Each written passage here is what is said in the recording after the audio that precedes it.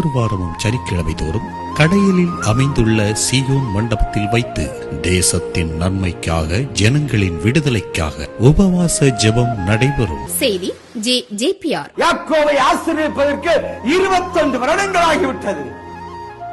நாம் தேவ சமூகத்தில் 21 நாட்கள் காத்திருக்க தயாரில்லை. உத்தமத்தோடு வாழும் வரைக்கும் கர்த்தர் உங்களை படம் விடுவேன் என்று மீண்டும் மறுபடியும் சொல்லு. இயேசுவின் அதிசய விடுதலை பெற யாவரும் இக்கூட்டத்தில் கலந்து கொண்டு அதிசய விடுதலை பெற்று செல்லுங்கள். பிசாசு பிடித்தவர்களுக்காக விசேஷமாய் ஜெபிக்கப்படும்.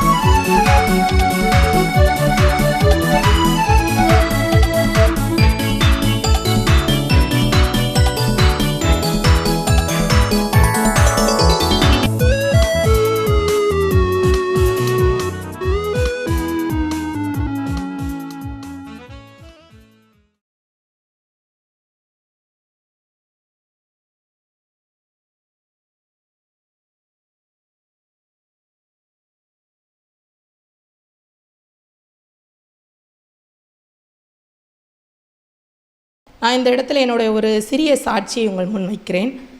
2023ஆம் ஆண்டு இந்த இடத்துல வாக்குத்தத்தமானது ஏசாயா 43:19, இதோ நான் உங்களுக்கு புதிய காரியத்தை செய்கிறேன் என்ற வாக்குத்தத்தம். நவம்பர் 24ஆம் தேதி இந்த இடத்துல தீர்க்க தரிசனத்தில் சபையில் பாஸ்டர் சொன்னார், கர்த்தர் புதியன செய்திடுவார், அதை இன்றே நீ காண்பாய், 37 நாளுக்குள்ளே அதிசயம் நடக்கும் அப்படின்ட்டு. இந்த வார்த்தையை கேட்டதிலிருந்து நாங்கள் டெய்லி இந்த பாட்டை வீட்டில் பாடி ஜெபம் பண்ணுவோம். எங்கே போனாலும் சரி, வந்தாலும் சரி, இந்த பாட்டு எங்கள் நாவில் பாடிக்கொண்டு தான் இருக்கும். பைக்கில் போனாலும் சரி, வீட்டில் இருக்கும்போதும் பிள்ளைங்களும் பாடுவாங்க. நாங்களும் ஜெப நேரத்தில் இந்த பாட்டை முக்கியமாக காலை மாலை மத்தியானம்ன்ட்டு எப்போல்லாம் எங்களுக்கு தோணுதோ அப்போல்லாம் நாங்கள் பாடுவோம். கரெக்டாக ஒரு 30 நாளைக்குள்ளே அந்த வார்த்தையின்படி 5 வருஷமாக தடைப்பட்டுட்டு இருந்த ஒரு பெரிய மகா பெரிய காரியம் எங்கள் வாழ்க்கையில் ஒரு அதிசயம் இல்லை, 2 ஆசீர்வாதத்தை தேவன் கட்டளையிட்டிருக்கார். அந்த வார்த்தை, அந்த தீர்க்க தரிசனம் எங்களுக்கு நிறைவேறின காரணத்திற்காக நான் தேவனுக்கு நன்றி செலுத்துகிறேன். ஆமென்.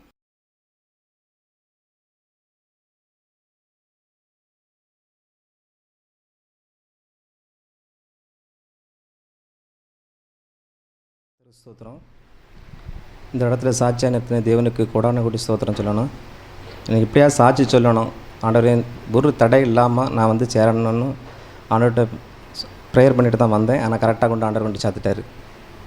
இந்த ஜீவஒளி ஜெப கோபுரத்தில் நான் எங்கள் குடும்பம் இந்த இடத்துல வந்து எப்படியும் கிட்டத்தட்ட 12 வருஷம் 13 வருஷம் ஆகும்.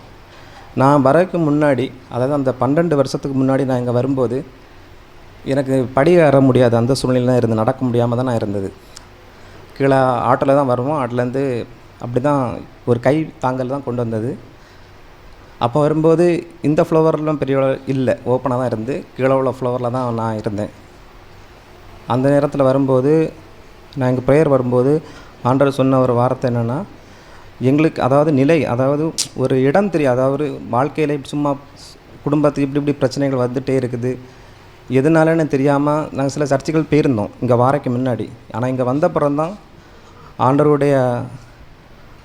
அவருடைய அதாவது வார்த்தைகள், உண்மையான வார்த்தைகள், இந்த ஜீவஒளி ஜெப உண்மையான வார்த்தைகளே எங்களுக்கு தெரிஞ்சது. அப்புறம் ஆண்டவர் பேசினார். இப்படி பொருத்தனை தான் முதல்ல நான் இந்த இடத்துல நிற்கதே பொருத்தனால தான் நான் உங்கள் மத்தியில் நான் நின்று பேசுகிறேன். அப்போ மரண கட்டு இருக்குன்னு சொல்லிட்டு பாஸ்டர் வெளிப்படுத்தி சொல்லியிருந்தாவ. சரி, பொருத்தனை செலுத்தணும். ஆனால் பொருத்தனை செலுத்த பிறகு கர்த்தர் ஒரு அற்புதமான ஒரு விடுதலை என்னை தந்து இந்த இடத்துல வந்து நிற்க வைத்தார். அது பெரிய அளவில் பெரிய அளவில் இந்த சபைக்கு வரணும்னு ஒரு விசுவாசத்தோடு இந்நாள் வரைக்கும் ஒரு 12 வருஷமாக நாங்கள் வந்துட்டு தான் இருக்கோம். நீங்கள் குடும்பத்தில் இருக்கிற பிரச்சனையை பார்த்தா வெளியில் சொல்ல முடியாத பிரச்சனையிலேருந்து கர்த்தர் ரொம்ப, அதாவது அம்மைக்கு, சகோதரிக்கு, எனக்கு எல்லாருக்குமே ஒரு அற்புதமாக, அப்பாக்கு எல்லாருக்கும் ஒரு அற்புதத்தை சொல்லிக்கொண்டே போகலாம், டைம் இருக்காது. அதான் சுருக்கமாக முடிச்சிட்டேன். அப்போ பாஸ்டர்கிட்ட எதுனாலும் நாங்கள் பாஸ்டர்கிட்ட ப்ரேயர் பண்ணி அவர் ப்ரேயர் பண்ணால் எங்களுக்கு ஆண்டவர் எங்களுக்கு ஏதோ பேசி எங்களுக்கு ஒரு சுகத்தை தருவார். எந்த சூழ்நிலையும் சுகத்துலேருந்து எங்களுக்கு எந்த பிரச்சனை இருந்தாலும் ஆண்டவர் சுகத்தை தருவார். அதற்கு கர்த்தருக்கு கோடான கோடி ஸ்தோத்திரம். இந்த குடும்பம், இந்த ஜீவஒளி இந்த ஜீவஒளிக்கு நாங்கள் வந்தப்புறம் மருந்து மாத்திரைகள் எடுத்தது அதிகமே கிடையாது, ரொம்ப குறைவு. மாத்திரம் இல்லாத ஒரு சுகத்தை தந்தேன்னா இந்த ஒரு ஊழியம்தான். அதுக்கப்புறம் சகோதரி கூட ஒரு சின்ன அதாவது குழந்தை, அதாவது அவளுக்கு குழந்தை கிடச்சது. அது நான் தான் அவள் பக்கத்தில் இருந்தது அன்னைக்கு வீட்டிலேருந்து கிளம்பி போகும்போது. அது இந்நாள் வரைக்கும் என் மனசாட்சி சொல்லிவிட்டு, நீ சொல்லுன்னு சொல்லிட்டே எப்படியாவது சொல்லிடு சாட்சி சொல்லும்போது. அப்போ வீட்டிலேருந்து கிளம்பி வரும்போது அவளுக்கு வயிறு வலி வந்து அன்றைக்கி நான் தான் பக்கத்தில், நானும் அம்மை தான் உண்டோம் வரும்போது. அப்போ பாஸ்டர் இப்படி அவள் ஃபோன் பண்ணி, அவளால் முடியாது, பாஸ்டர் ஃபோன் பண்ணி சொன்னது, பாஸ்டர் இப்படி வயிறு வலி இருக்குது. ஆனால் அந்த இடத்துலையும் ஆண்டவர் ஒரு வார்த்தை சொன்னார், என்னுடைய மகிமையை காண்பாயின்னு. அப்போது ஹாஸ்பிட்டல் கூட்டிகிட்டு போன அப்புறமா அந்த இடத்துல வந்து 11 மணிக்குள்ளே சுகப்பிரசவம் கண்டிப்பாக நடக்கணும், இல்லை மாதிரி தான் ஆப்ரேஷன். அப்பவும் இவளுக்கு பிளட்டு டெஸ்ட் எடுக்க போகும்போது நான் கூட தான் போகிறேன். ஆனால் எனக்கு அந்த ஒரு வார்த்தை தான் கேட்குது. கொஞ்ச நேரம் ஒரு 5 நிமிஷம் பாஸ்டர் தங்கச்சிட்ட பேசிகிட்டு இருந்தாலும் ஆனால் எனக்கு அந்த வார்த்தை தான் எனக்கு கேட்குது, என்னுடைய மகிமையை காண்பாய். அப்போ நான் சேர்ல இருந்து அழுதுட்டு சொன்ன, ஆண்டவரே, எங்களுக்கு எங்கள் குடும்பத்திற்கு இத்தனை காலமாக இந்த ஜீவஒளி ஜெபக்கப்புறம் இன்றைக்கி ஒரு தடை இல்லாமல், ஒரு பிரச்சனை இல்லாமல், எந்த சுகம் எங்களுக்கு என்ன பிரச்சனைனாலும் நீங்கள் சுகம் தரீரு. கண்டிப்பாக ஒரு மிராக்கு நீங்கள் செய்யணும், இந்த ஆஸ்பத்திரியில் செய்யணும், இந்த தக்கலை ஆஸ்பத்திரி செய்யணும்னு சொல்லிட்டு நான் அழுதுட்டு இருந்தேன். அப்போ ஆப்ரேஷன் தேட்டருக்கு தான் நர்ஸுங்க சொன்னால், ஆப்ரேஷன் தேட்டருக்கு வந்துருங்க, நீங்கள் வந்துருங்க, ஆப்ரேஷன் தான், நாங்களும் நினச்சோம் ஆப்ரேஷன் தான் நடந்துட்டு இருக்குன்னு சொல்லிட்டு. அப்போ நான் அந்த இடத்த சொன்னேன், அந்த இடத்துலையும் நாங்கள் வந்து நான் சொல்கிறேன், அந்த ஏதாவது ஒரு மிராக்க சொல்லும்போது அந்த நான் மேலே மாடிக்கு போகும்போது அந்த உடனே நர்ஸு சொன்னாவா, இது வந்து ஆப்ரேஷன் இல்லைப்பா, சுகப்பிரசவம்னு சொல்லிட்டு. அதுக்கும் ஆண்டவர் பெரிய மிராக்க சொன்னார். கடைசியில் என்னுடைய திருமண காரியத்திற்காக நான் இந்த இடத்த சாட்சிடணும். நான் திருமண காரியத்தில் வந்து எனக்கு வீடு பிரச்சனை தான். நான் இப்போ ஒரு நாங்கள் வந்து பேர் மது, நான் வந்து மண்டே மார்க்கெட்டில் இருக்கிறேன். ஆனால் அங்கே இருந்தாலும் ஆண்டவர் எங்களுக்கு வாடகை வீட்டில் இருந்தாலும் இன்றைக்கி கோபுரத்தில் மேலே வீட்டில் நல்ல வசதியாக தான் இருந்தோம். பரிசேரி ஊரில், சொந்த ஊரில் நல்ல கொஞ்சம் வசதியாக தான் இருந்தோம். அந்த ஊரை விட்டு மாறியே 12 வருஷம். அந்த 12 வருஷத்தில் நாங்கள் ஜீவஒளி ஒரு ஜெபக்கோதை தான் வந்து நாங்கள் வந்தது, ஊழியத்துக்கு வந்தது. திருமணத்துக்கு ஆண்டவர் சொன்ன வார்த்தை மூலம், அதாவது வாக்குத்தத்தம் மூலம் இந்த புதிய காரியத்தை நான் செய்வேன் அதுன்னு சொல்லிட்டு வாக்குத்தத்தம் மூலமாக என் திருமணம் நடந்தது. சம்மந்தம் வந்து பாஸ்டர்கிட்ட சொன்னேன், பாஸ்டர் இப்படி நீங்கள் சொல்லுங்கள் பாஸ்டர், வாழ்க்கை பிரச்சனை, அதாவது வாழக்கூடியது. ஆனால் பாஸ்டர் ஒரு வார்த்தை சொன்னார், நான் பாஸ்டர் சொல்லி ஒன் மடியிலே நான் போட்டேன்னு சொல்லி தேவன் பாஸ்டர் மூலமாக சொன்னார். அந்த திருமணம் நல்லபடியாக ஒரு தடை இல்லாமல் என்னுடைய மகிமையை காண்பாய் என்று ஆண்டவர் சொன்ன வார்த்தை மூலமாக எந்த ஒரு தடையும் ஒரு பிரச்சனையும் இல்லாமல் தேவன் நல்லபடியாக திருமணத்தை நடத்தி நல்ல சந்தோஷமாக முடித்து தந்தார். அதற்காக கர்த்தருக்கு ஸ்தோத்திரம் சொல்லி சாட்சி முடிச்சேன்.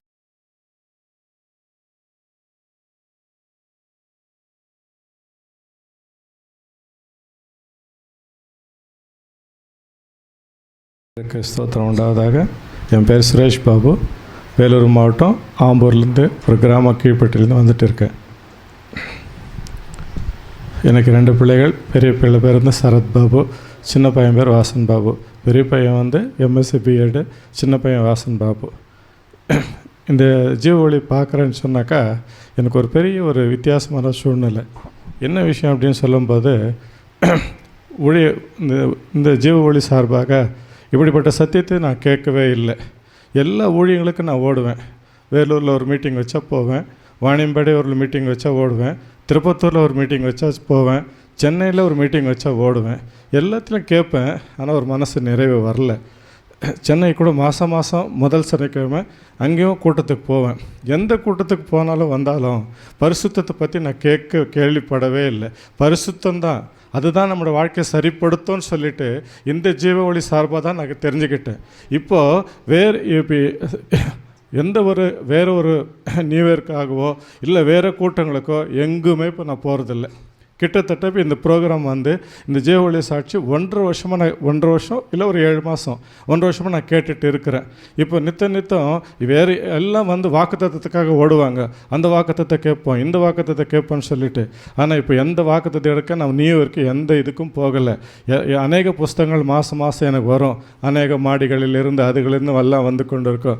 இப்போ வந்தால் கூட இப்போ எடுத்து அப்படி வைத்து விடுவேனே தவிர வேறு எந்த புஸ்தகத்தையும் வாசிப்பதில்லை. இந்த புஸ்தகத்தை மாத்திரம் வாசிக்கிறோம், வைக்கிறோம், வேதத்தை வாசிக்கிறோம். ஞாயிற்றுக்கிழமை மட்டும் சபைக்கு போய் கொண்டிருக்கிறோம். இன்னொரு காரியம் என்னவென்றால், எனது குடும்ப நிலை பரிதாபமான நிலை. நானும் என் மனைவி 2 பிள்ளைகளும் ஹோட்டல் நடத்தி கொண்டிருந்தோம். எதிர்பாராதமாக ஒரு 2 வருஷம் 3 மாதம் ஆகிவிட்டது. என் மனைவி என்னையும் என் பிள்ளைகள் வெளியே போக வேண்டும் என்று போலீஸ் ஸ்டேஷனை கம்ப்ளைண்ட் கொடுத்து என்னை வெளியே தள்ளிட்டார்கள். அந்த கிராமத்தில் நான் மாத்திரம்தான் ஆண்டவரை ஏற்றுக்கொண்ட குடும்பமாக இருக்கிறது. சிபிஎம்மில் நான் ஞானஸ்தானம் எடுத்தேன். அந்த சிபிஎம்மில் கூட என்ன குறைபாடுகள் இருந்து கர்த்தர் ஊழியக்காரர் மூலமாக பேசின காரியங்களை கூட கேட்டேன். சிலர் வந்து என்கிட்ட வந்து பேசினாங்க, நீங்கள் மறுபடியும் அந்த சபையில் வந்து சேர்ந்துக்கோங்க, அதனால் தான் உங்களுக்கு சரியாக இருக்குன்னு சொல்லிட்டு. ஏனென்றால் கர்த்தர் வந்து பாஸ்டர் சொல்வார், ஆண்டவர் வந்தால் யார் மூலியமாக பேசுவார்னு சொல்லிட்டு அவரோட வார்த்தைகளை நான் கேட்டுகிட்டே தான் இருப்பேன். நான் சில டைமில் 10 மணிக்கு தான் நைட்டில் போடுவாங்க, 12-1 மணி வரைக்கும் கூட கேட்பேன் நான். ஐயோ தூக்கம் வருதுன்னு சொல்லிட்டு. சரி, நம்ம வாழ்க்கையில் சொன்ன பரிசுத்தம் இருந்தால் தான் நம்ம பரலோகம் போக முடியும். இதை தவிர வேறு எதுவுமே இல்லை. பணம் இருந்தாலோ அது இருந்தாலோ நம்ம உயர்ந்த ஜாதியாக இருந்தாலோ இல்லை வசதி வாய்ப்புகள் எந்த மாடிகள் இருந்தாலும் போக முடியாதுன்னு சொல்லி இந்த ஒரு சத்தியத்தின் மூலமான இந்த ஜீவ ஒளி ஜெபகோபுரம் முழுவதும் நான் கேட்டுகிட்டு இருக்கேன். இதில் ஒரு விஷயம் என்ன தேவைன்னா, முதல்ல இப்போ தான் இந்த ஜீவ ஒளி ஜெபகோபுரத்துக்கு நான் வருகிறேன். ஏறக்குறை ஐயா கிட்ட பேசுகிறப்ப நீங்கள் வாங்கன்னு சொல்லுவார். என்னால் வர முடியாது. சரி, எனக்கு தனிமையில் வரும்போது பயம், எனக்கு நானே எதனா செஞ்சுக்கணும்னு சொல்லி இப்படிப்பட்ட சூழ்நிலையில் நான் ரொம்ப கஷ்டப்பட்டுட்டு சிரமப்பட்டுட்டு இருந்தேன். கூட ஒருத்தர் துணைக்கிட்டு அழிச்சிட்டு வந்தேன். பிரயாணத்தை ஜெபிச்சு தான் வந்தேன். கர்த்தர் எந்த பிரச்சனையும் எனக்கு தொந்தரவு இல்லை. கூட்டத்தில் கொண்டு வந்தார். இதில் எங்கள் மனைவி வந்து எங்களை வெளியே தள்ளினதுக்கு காரணம், 2 பிள்ளைங்க உடம்பு சரியில்லாத பிள்ளைங்க. பெரிய பையன் ஹார்ட் ஆப்ரேஷன் சிஎம்சியில் வெள்ளூரில் பண்ணோம், அவரால் நடக்க முடியாது. இன்னொரு சின்ன பையன் பிஎஸ்சி முடிச்சிருக்காரு, அவர் 3 வருஷமாக நடக்க முடியாத சூழ்நிலை. 2 பிள்ளைகளை நான் பார்த்துட்டு இருக்கிறேன். வேலையும் சரியாக அமையலை. இருந்தாலும் எனக்குள்ளே நான் மீண்டுமாக திடப்படுகிறேன். சில நேரத்தில் கண்ணீரிட்டு அழுதாலும் வேதனைப்பட்டாலும் இந்த செய்திகளை கேட்டு எனக்குள்ளாய் அந்த துல்லியமாய் வரும்னு சொல்வார்கள். எப்படிப்பட்ட கணக்குகளை முடிக்க வேண்டாலும் ஃபார்முலா வேணும். அப்போது ஐயா ஆண்டவர் மூலமா ஊழியக்காரர் மூலமா பேசுகிற வார்த்தைகளை நான் கேட்கும்போது இந்த வார்த்தை எப்படி இருக்கிறது என்று சொல்லி மிகவும் நான் மனதுக்குள்ளே சந்தோஷப்படுவேன். என் மனைவி எங்களை வெளியே தள்ளினார்கள், எங்களை அவமானப்படுத்தினார்கள், போலீஸ் ஸ்டேஷனில் கம்ப்ளைண்ட் கொடுத்தாங்க. ரொம்ப சந்தோஷம். இப்போ ஹோட்டல் அவங்க தான் வச்சு நடத்திட்டு இருக்கிறாங்க. ஆனால் இருந்தாலும் கர்த்தர் எனக்கு ஒன்றை ஊழியக்காரமாய் இந்த ஜீவ ஒளி ஜெபகோபுரமாய் கர்த்தர் செய்த என்னவென்றால் பரிசுத்தத்துக்கு நேராய் நான் கடந்து வந்து கொண்டிருக்கிறேன். இதுதான் எனது சாட்சி. ஆமென்.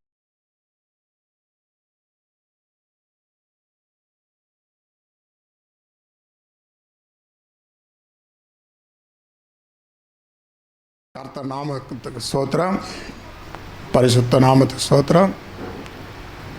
நாங்கள் 2021 இந்த ஜீவ ஒளி ஜெபகோபுரத்துக்கு வந்து கொண்டு இருக்கிறோம். நான் ஒரு இந்து குடும்பத்தில் பிறந்தவன். நாங்கள் பரம்பரையாக கிறிஸ்துவங்க இல்லை. நாங்கள் இப்போ வந்து இடையில தான் நான் வந்து கிறிஸ்துக்குள்ளே வந்துக்கிறேன். அப்படி இருந்த போதிலும் சரியான ஒரு தவறுகளையும் பாவத்தையும் சாபத்திலையும் நாங்கள் இருந்தபோது நான் ஒரு டிரைவராக பணியாற்றி வருகிறேன். ஒரு லாரி டிரைவர். வண்டி ஓட்டி இருக்கும்போது ஒரு தொப்பூர் காட்டில் நான் கும்பிட்ற வந்த தெய்வம் வந்து அப்போ இருந்து எல்லாம் விற்கிறதையும் நான் கும்பிட்டேன். தொப்பூர் காட்டில் வண்டி பிரேக் டவுன் ஆகி போயின்னு இருக்கும்போது ஒரு 20 டன் லோடில் அவ்வளோதான் லாஸ்ட்டு கட்டம் முடிஞ்சிச்சு, இனிமேல் ஒன்றுமே இதை பண்ண முடியாது. அந்த டைமில் எல்லாம் விற்கிறது கூப்பிட்டேன். ஒரு விற்கிறத யார் என்ன பூமியில் அவங்க அந்த விற்கிறதனுடைய இறையதை இருக்கிறாங்களோ அவங்கள எல்லாமே கூப்பிட்டு பார்த்துட்டு பண்ண முடியல. லாஸ்ட் ஃபைனல் வண்டி உய போகிற ஸ்டேஜ். அந்த டைமில் ஏசப்பா ஏசப்பா ஏசப்பான்னு கத்தி கதறினேன். அந்த பிரேக் டவுன் ஆன வண்டி அப்படியே ஸ்டாப் ஆச்சு. எப்படி தான் நின்றுச்சுன்னு தெரியல. அந்த டைமில் அந்த இடத்துல தப்பிக்கிறதே சான்சைடு. இப்போ கூட அந்த இடத்துல இப்போ ஒரு வாரத்துக்கு முன்னாடி 9 வண்டிங்களை ஒரே அதில் எல்லாமே ஆக்சிடெண்ட் ஆகி அந்த டர்னில் ஒரே ஆள் கூட டர்னும் கிடையாது. அந்த இடத்துல ஒரு வண்டி பிரேக் டவுன் ஆன வண்டி இதுவரையிலும் தப்பிச்சு உயிர் மீத்தி அவங்க அது போல் வீட்டுக்கு செல்றது ஒரு போய்தும் கிடையாது. அந்த இடத்துல நான் ஒரு 2096 நடந்த இது ஒரு சம்பவம். நானும் இந்த ஜெபவழிக்கில் வந்து சாட்சி சொல்லணுன்றது இருந்தேன். இந்த 2025 எனக்கு ஆண்டவர் உணர்த்துற ஒரு சாட்சியாக இருந்தது. நான் இந்த இடத்துல வருவதற்கும் நான் ஒரு தகுதி இல்லாதவ தான். இந்த பைபிள் இடத்துல நிற்கிறவருக்கும் நான் ஒரு அறிதை இல்லாத, எனக்கு ஜபிக்கும் வாசிக்கவும் எனக்கு எதுவுமே தெரியாது. அப்படி இருக்கும்போதும் அவருடைய செய்தி ஜீவவழி செய்தி கேட்டு ஆனால் சபைக்கு ஆலயத்துக்கு போயிட்டு இருந்தேன், வந்துன்னு எப்போ இவர் இடத்துல வந்தனோ அன்னிலேருந்து எந்த ஒரு சர்ச்சுக்கும் போகிறது கிடையாது, வர்றது கிடையாது. அவருடைய செய்தி எந்த டைமிலும் வீட்டில் பார்த்துவேன். வீட்டில் அப்பயும் பாஸ்டர் போன மாதத்தில் வந்து ப்ரேயருக்கு வாங்கினார். நான் மறித்தேன். ஆனால் ஜனவரிக்கும் வர முடியல, கிறிஸ்மஸுக்கும் வர முடியல, அந்த சூழ்நிலையில் இருந்தேன். ஆனால் இதனுடைய நாளில் அப்புறம் இந்த 2025 வந்து இன்றைக்கி உபாச கூட்டத்தில் எப்படி தான் நான் வந்தேன்ன்றது எனக்கும் தெரியாது. ஆண்டவர் எப்படி நடத்துகிறார், எப்படி போகிறார், எப்படி வர்றாருன்றது ஒரு போதும் நான் வந்து நினைத்து பார்க்க முடியாத சூழ்நிலை. ஆண்டவர் அவர் தான் வழி நடத்தின்னு வர்றார். அதே மாதிரியும் அந்த டைமில் ஆந்திராவில் வண்டி டியூட்டிக்கு போயிட்டு இருக்கிறேன். டியூட்டிக்கு போய்ட்டு நைட்டு 1 மணி 97 நடந்த சம்பவம். நைட்டு 1 மணியில் ஆந்திராவில் கர்னூல் சைடு நேருக்கு நேராகவே வண்டி பாஸ் ஆகினுக்குது. நான் வண்டி சைடு கட்டு அவன் எதிர் வண்டி வரவன் பார்த்தாக்கா அவன் தூங்கி கொண்டு வரான். டபுள் ரோடு வண்டி நான் சைடு கட்டி ஓரம் கட்டிட்டு சீட்டில் படுத்துட்டேன். கிளீனரு சைடில் உட்காந்து தூங்கிட்டு வரும்போது அவனை இட்டு வந்து எப்படி தான் ஆச்சுன்னு தெரில. ஆனால் நாங்கள் சீட்டில் வண்டி ஓரம் கட்டிட்டு வண்டி ஆஃப் பண்ணிவிட்டு படுக்கும்போது நேருக்கு நேராகவே வந்து அடித்தான். நேருக்கு நேராக வந்து இன்ஜினே அடிச்சு கீழே வீழ்ந்து போச்சு. வீழ்ந்து போது எல்லாம் பின்னாடி வந்தவங்கெல்லாம் சரி டிரைவர் செத்துட்டுக்கிறா அப்படின்ட்டு வர பின்னாடி ஒரு 5-10 வண்டி நிற்க வச்சு எப்படி ஒரு இன்ச்சு கூட மாறல, நேருக்கு நேராகவே அடித்தான். வண்டி அடித்து அந்த நிற்கும்போது அப்புறம் நம்மளுக்கு ஒரு அரை மணி நேரம் பொறுத்து எங்களுக்கு ஒரு சின்ன ஒரு இது இல்லை. அப்புறம் சைடில் இருக்கிறவங்கலாம் வந்து டோர் உடச்சி ஆள் எடுக்கும்போது அப்புறம் எனக்கு ஃப்ரெண்டு ஒருத்தர் வந்து சீனுன்னு ஒரு 2 குரலை கூக்கும்போது அண்ணா வெங்கடேசனான்னு கூப்பிட்டேன். அப்புறம் டே சீனு நல்லதாங்கிறா அப்படின்ட்டு உடச்சி சைடு இன்ஜினே கீழே ஒழிஞ்சு போயிடுச்சு. அந்த டைமில் எனக்கு எப்படி நடந்தது எப்படி இது பண்ணதுன்னு தெரில. நான் அப்போ ஒரு இந்த இதில் இருக்கிறேன். நான் அப்போயும் ஆண்டவராக தான் கூப்பிட்டேன். ஒரே குரலில் தான் 2 குரலில் தான் கூப்பிட்டேன். அப்போது இது போல் ஏசப்பா இருக்கிறார், உண்மையான தெய்வத்தை இருக்கிறாருன்றதான் நான் அன்றைக்கி நினைத்தேன். நான் வந்து 96 நடந்த கதை இது. அப்போது அந்த சமூகம் நடத்தும்போது ஒரு அதிகாரிங்க வந்து ஸ்டேஷனில் வந்து இன்கொயரி பண்ணுறாங்க, எப்படி ஆச்சு. அந்த டிரைவர் அந்த ஓட்டின்னு வந்த டிரைவருக்கு வந்து 2 காலும் போயிடுச்சு. அது டபுள் டிரைவர் வந்தது. ஸ்பாட்லேயே அவங்க அந்த 2 காலும் போயிடுச்சு. ஒரு டிரைவர் ஸ்பாட்லேயே வந்து காலி ஆகிட்டார். அந்த சம்பவம் நடக்கும்போது அப்போது அந்த எஸ்ஐ சொல்கிறார், எஃப்ஐஆர் எழுதுங்கன்னு. எங்களெல்லாம் வண்டி கிளியர் பண்ணிவிட்டு வண்டி ஓரம் நிற்கிது. அப்புறம் வண்டி ஓனர் ஃபோன் பண்ணி வர சொல்லி இது மாதிரி ஆயிடும் போது சமாசாரம் சொல்கிறார். தப்புறதுக்கு சான்ஸே கிடையாது.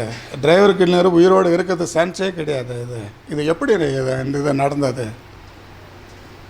வண்டி இவ்வளோ அவன் விரோதக்காரன் மாதிரி அவன் வந்து அடிச்சுதான். விரோதக்காரன் மாதிரி அடிச்சு அவனுக்கு தான் டிரைவரு காலி ஆகிட்டார். இன்னொரு டிரைவருக்கு 2 காலும் போயிடுச்சு. நான் எப்போனா ஒரு முறை தான் நான் ஏசப்பா கூப்பிட்றேன். அப்போ நாம் இந்துல இருக்கிறோம், நம்ம எல்லா தெய்வத்தை கும்பிடணுன்றது போல் நான் இறந்தேன். எதனா ஒரு முக்கியமான பிரச்சனை வரும்போது தான் நான் இவர்கிட்ட வருவேன். அப்போது நம்ம வணங்குற தெய்வம்லாம் வந்து எல்லாம் ஏதாவது ஒரு சாயங்காலம் சம்பிரதாயன்றது ஒன்று இருக்குது இல்லையா? அப்படி இருந்த நான், ஏன்னா அவர் ஒரு வார்த்தை, அவருடைய வந்து குரலில் ஒரு வார்த்தை நம்ம உள்ளம் ஆயத்தோடு கூப்பிட்டோமான எப்படி தான் வந்து நிற்கிறாரு, எப்படி தான் நம்ம சுகத்தை தராரு, பலத்தை தராரு.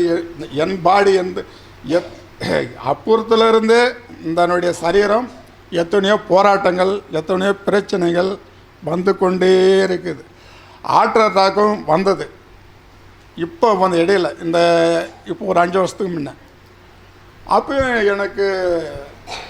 எனக்கு இந்த ஜீவவழியில் வந்து நான் யாருக்கிட்ட என்ன சொல்லுவதும், யாருக்கிட்ட எப்படி போவதும், எப்படி வருவதுன்றது கூட தெரியாது. இடத்ததுமே நைட்டு மணி 1, 1:30 இருக்கும். மாறு இந்த அளவுக்கு ஆகி போச்சு. 2 காதில் ரத்தம், 2 காதில் ரத்தம் வந்து லாஸ்ட்டு ஃபைனல் இது முடிய போகுது. அந்த டைமில் யாரும் எனக்கு அந்த டைமில் யார் கூப்பிடுவது, யார் வந்து இருப்பதுன்னு கூட தெரியாது எனக்கு. அப்போ பாசு உடனடியாக போனடிச்சேன். எங்கள் பிரதர் அப்போ ஜபம் பண்ணேன்னா அப்போ தான் ஃபஸ்ட்டு இதனுடைய ஆலயத்துக்கு வந்து ஜபம் பண்ணி கொடுத்த எண்ணெய் நான் பேக்கில் வச்சுட்டு இருப்பேன். அப்போ அந்த எண்ணெயை போடுற ஒன்றும் இதே இல்லை. அண்ணாத்திக்கு கொஞ்சம் பாஸ்ட்டுக்கு ஃபோன் பண்ணதுமே அவருடைய ஜபம் பண்ணினேங்கிறார். என்னை விட்டு ஒரு ஆவி விலகுந்த அப்படியே விலக பிறகு சுகமாயிட்டு அப்புறம் பாஸ்ட்டு அன்னைக்கு வெடிகாலமே 4 மணிக்கு இது போல் வீட்டில் சிஸ்டருக்கு ஃபோன் பண்ணிக்கிறாங்க. என்ன இருந்தாலும் பிரதரை கூட்டின்னு இங்கேக்கு வரணும். அது மாதிரி இந்த இடத்துல எது நடந்தாலும் எது போனாலும் எது குறிச்சியும் கவலைப்படவில்லை. நான் இப்பயும் போராட்டங்கள் வந்தது. என்னுடைய வீட்டில் கொஞ்சம் சொத்து பிரச்சனை. அப்பயும் டிஎஸ்பி, ஐஜி, கலெக்டரெல்லாம் கூட வீட்டாண்ட வந்து நோட்டீஸ் ஓட்டுறதுக்கு கொஞ்சம் ஏற்பாடு பண்ணி வீடு எடுப்பதற்கு காம்பவுண்ட் சுவர் எல்லாமே ஹைகோர்ட்லேருந்து ஆர்டர் ஆச்சு. இது போல் வச்சு ஆகணும் என்றதை தீர்மானிச்சு கவுன்சிலர்லேருந்து தலைவர்லேருந்து ஆர்டிஓலேருந்து கூட வந்து பார்த்துட்டாங்க. பார்த்து சொன்னார், எதுவுமே நடக்காது பிரதர், விடுங்க பிரதர் என்னார். ஒரே வார்த்தை. அது பெரிய ஒரு காரியம். நான் யாருக்கிட்டுமே நான் இவ்வளோ வண்டியாக இருந்து நான் பக்கத்தில் ஒரு எனக்கு சகோதரன் ஒரு எம்எல்ஏ இருக்கிற அப்படியே கவுன்சிலர் இருக்கிறேன். நான் இது போல் யாருக்கிட்டையுமே போகல. இடத்ததும் பாஸ்டர்கிட்ட தான் அவருடைய என்னுடைய எவ்வளோ பிரச்சனை இருந்தாலும் அவர்கிட்ட ஒரு வார்த்தை கேட்டேன்னா அந்த வார்த்தை எப்படி தான் நடக்குது, எப்படி தான் அது சால்வ் ஆகுதுன்னே தெரியாது. ஆண்டவர்களுடைய மகிமை. அதனால் ஜெயவொளின்றது நான் எப்படி நன்றி சொல்லுவதும் எப்படி நன்றி தெரிவிக்குதுன்றது எனக்கு தெரியல. இந்த 2025 நாளில் ஆண்டவருக்கு கோடான கோடி நன்றியும் சோத்திர பலிகளும் ஏற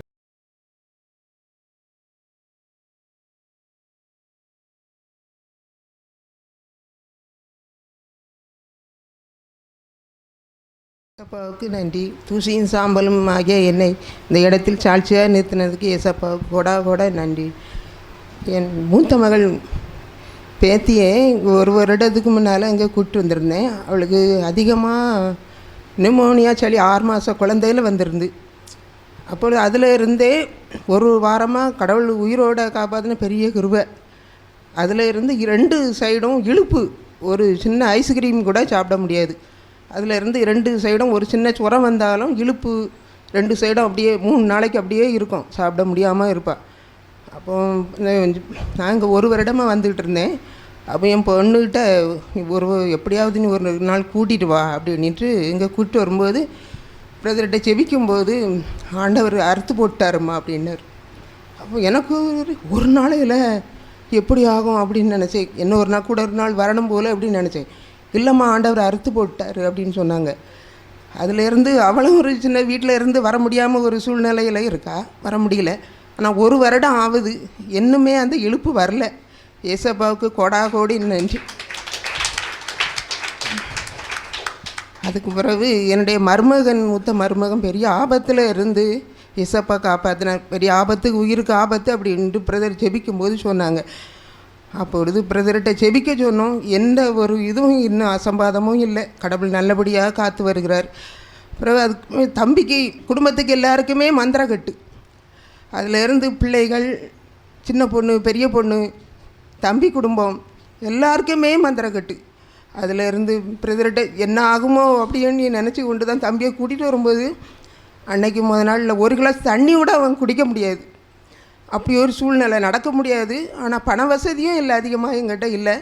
அதனால் ட்ரெயினில் அப்படியே கால் ஊனி அப்படியே கூட்டிகிட்டு வந்தேன் மெதுவாக. இங்கே வந்து சேரும்போது பிறட்ட ஜெபிக்கும்போது அவன் பழைய நிலைமையில வருவான் அப்படின்னு சொன்னாங்க.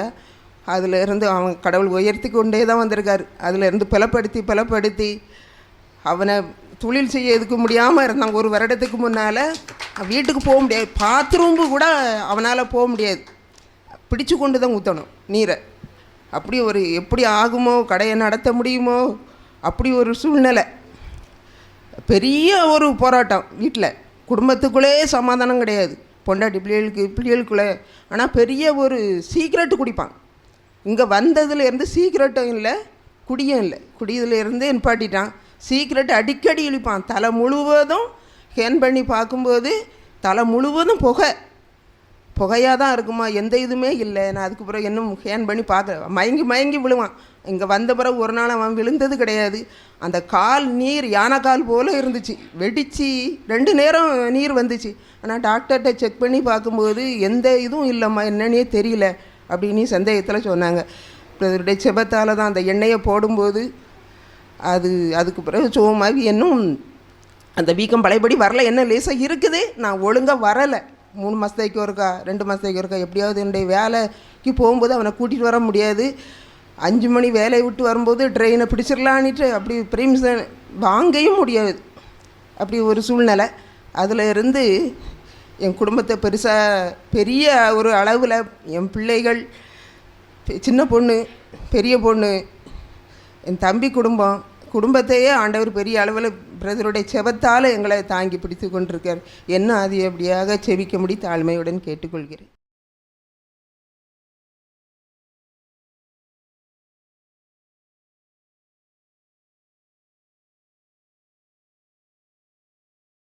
கர்த்தருக்கு ஸ்தோத்திரம். எனக்கு பிரதர் ஜெபம் பண்ணிகிட்டு இருந்தார். ஜெபம் பண்ணும்போது இதயத்தில் இருக்கிற முள்ளாக குத்திட்டு இருக்கிற வழியெல்லாம் இப்போ நீங்குது, சுகம் கிடைக்குதுன்னு ஆண்டவர் சொல்கிறாருன்னு சொன்னாருங்க. இப்போ ப்ரேயரில் வந்தது உட்காந்து இப்போ சாப்பிட்டதுக்கு பிறகு அதுக்கு முன்னாடி இருந்தே இல்லை, இங்கே வந்து உள்ள அவர் சொன்னதுமே அந்த சுகம் ஆண்டவர் கொடுத்துருக்காரு. எனக்கு இப்போ ஃப்ரீ ஆகிட்டேன். இந்த 1.5 மாதத்துக்கு முன்னாடி இருந்துச்சு, இன்றைக்கி ஃப்ரீ ஆகியிருக்கேன். ஆண்டவருக்கு கோடான கொடி ஸ்தோத்திரம். என் பேர் ஜெயராஜ், பழனிலேருந்து வரணும் பக்கம் கிராமம்.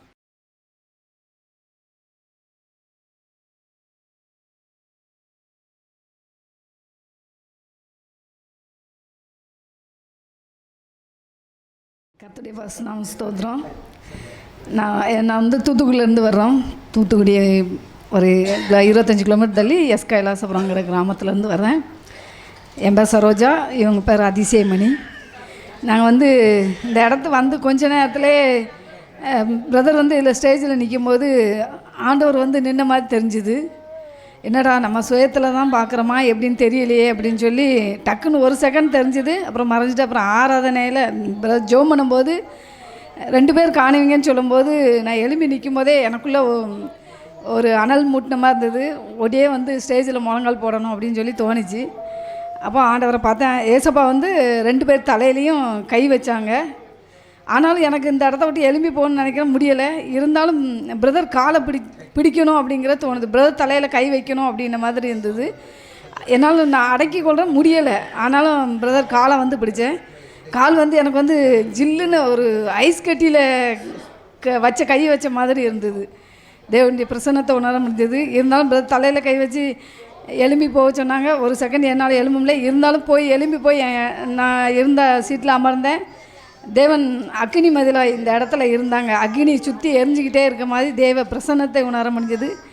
தேவனுக்கு கோடான கோடி நன்றி. கர்த்தருடைய பரிசுத்த ஸ்தோத்திரம். ஆண்டவர் இந்த இடத்துல வந்து இறங்கி நிற்கும்போது நான் பார்த்தேன். ஆண்டவர் வஸ்திரத்தை நான் பிடிக்கணுங்கிறதுல இருந்தேன். ஆனால் அதே மாதிரி ஆண்டவர் வஸ்திரத்தை தொட்டேன். ஆனால் இதில் செய்தி கொடுக்குறது பிரதர் இல்லை, ஆண்டவர் தான் செய்தி கொடுத்தாரு. இன்னைக்கு நான் அப்படியே நின்று பார்த்துட்டு இருக்கும்போது இந்த இடத்துல ஆண்டவர் தான் நின்னாருடைய பிரதர் தெரியவே இல்லை எனக்கு. பிரதர் அங்கே உட்காந்துருக்கிற மாதிரி தான் தெரிஞ்சுது. கர்த்தருடைய பரிசுத்த ஸ்தோத்திரம். அப்புறமா ஆண்டவர் வந்து அந்த இடத்துல போய் உட்காந்தோன்னே 3 வார்த்தை வெளிப்படுத்தினாங்க. ஊழியத்துக்கு நான் கடந்து செல்லணுன்னு எனக்கு பயமாக இருந்தது. எப்படி எங்கே போகிறது, இவங்களை விட்டுட்டு போகணுமே அப்படின்னு சொல்லி ரொம்ப பயமாக இருந்தது. ஆனாலும் ஆண்டவர் அந்த இடத்துல நான் போய் உட்கார்ந்த பிறகு 3 வார்த்தைகளை வெளியிட்டேன். தேசங்களுக்கு கடந்து போ, மரித்தவை எல்லாம் உயிர் பெறும். அப்புறம் வந்து நீ என் தாசன், நீ என்னால் மறக்கப்படுவதில்லை அப்படின்னு ஆண்டவர் 3 வார்த்தையை வெளிப்படுத்தினாங்க. அதே மாதிரி ஆண்டவர் அதை உறுதிப்படுத்தும்படியாக நான் இங்கே வந்து பிரதர்கிட்ட தலையில் ஜெபம் பண்ணும்போது அதே வார்த்தையை தான் தேவன் பேசினார். தேசங்களுக்கு புறப்பட்டு போய் சொல்லி ஊழியத்தை செய்யுங்கன்னு சொல்லி ஆண்டவர் உறுதிப்படுத்தினாங்க. ஏசப்பாவுக்கு கோடான கோடி நன்றி. சாட்சியாக நிறுத்தின தேவனுக்கு நன்றி.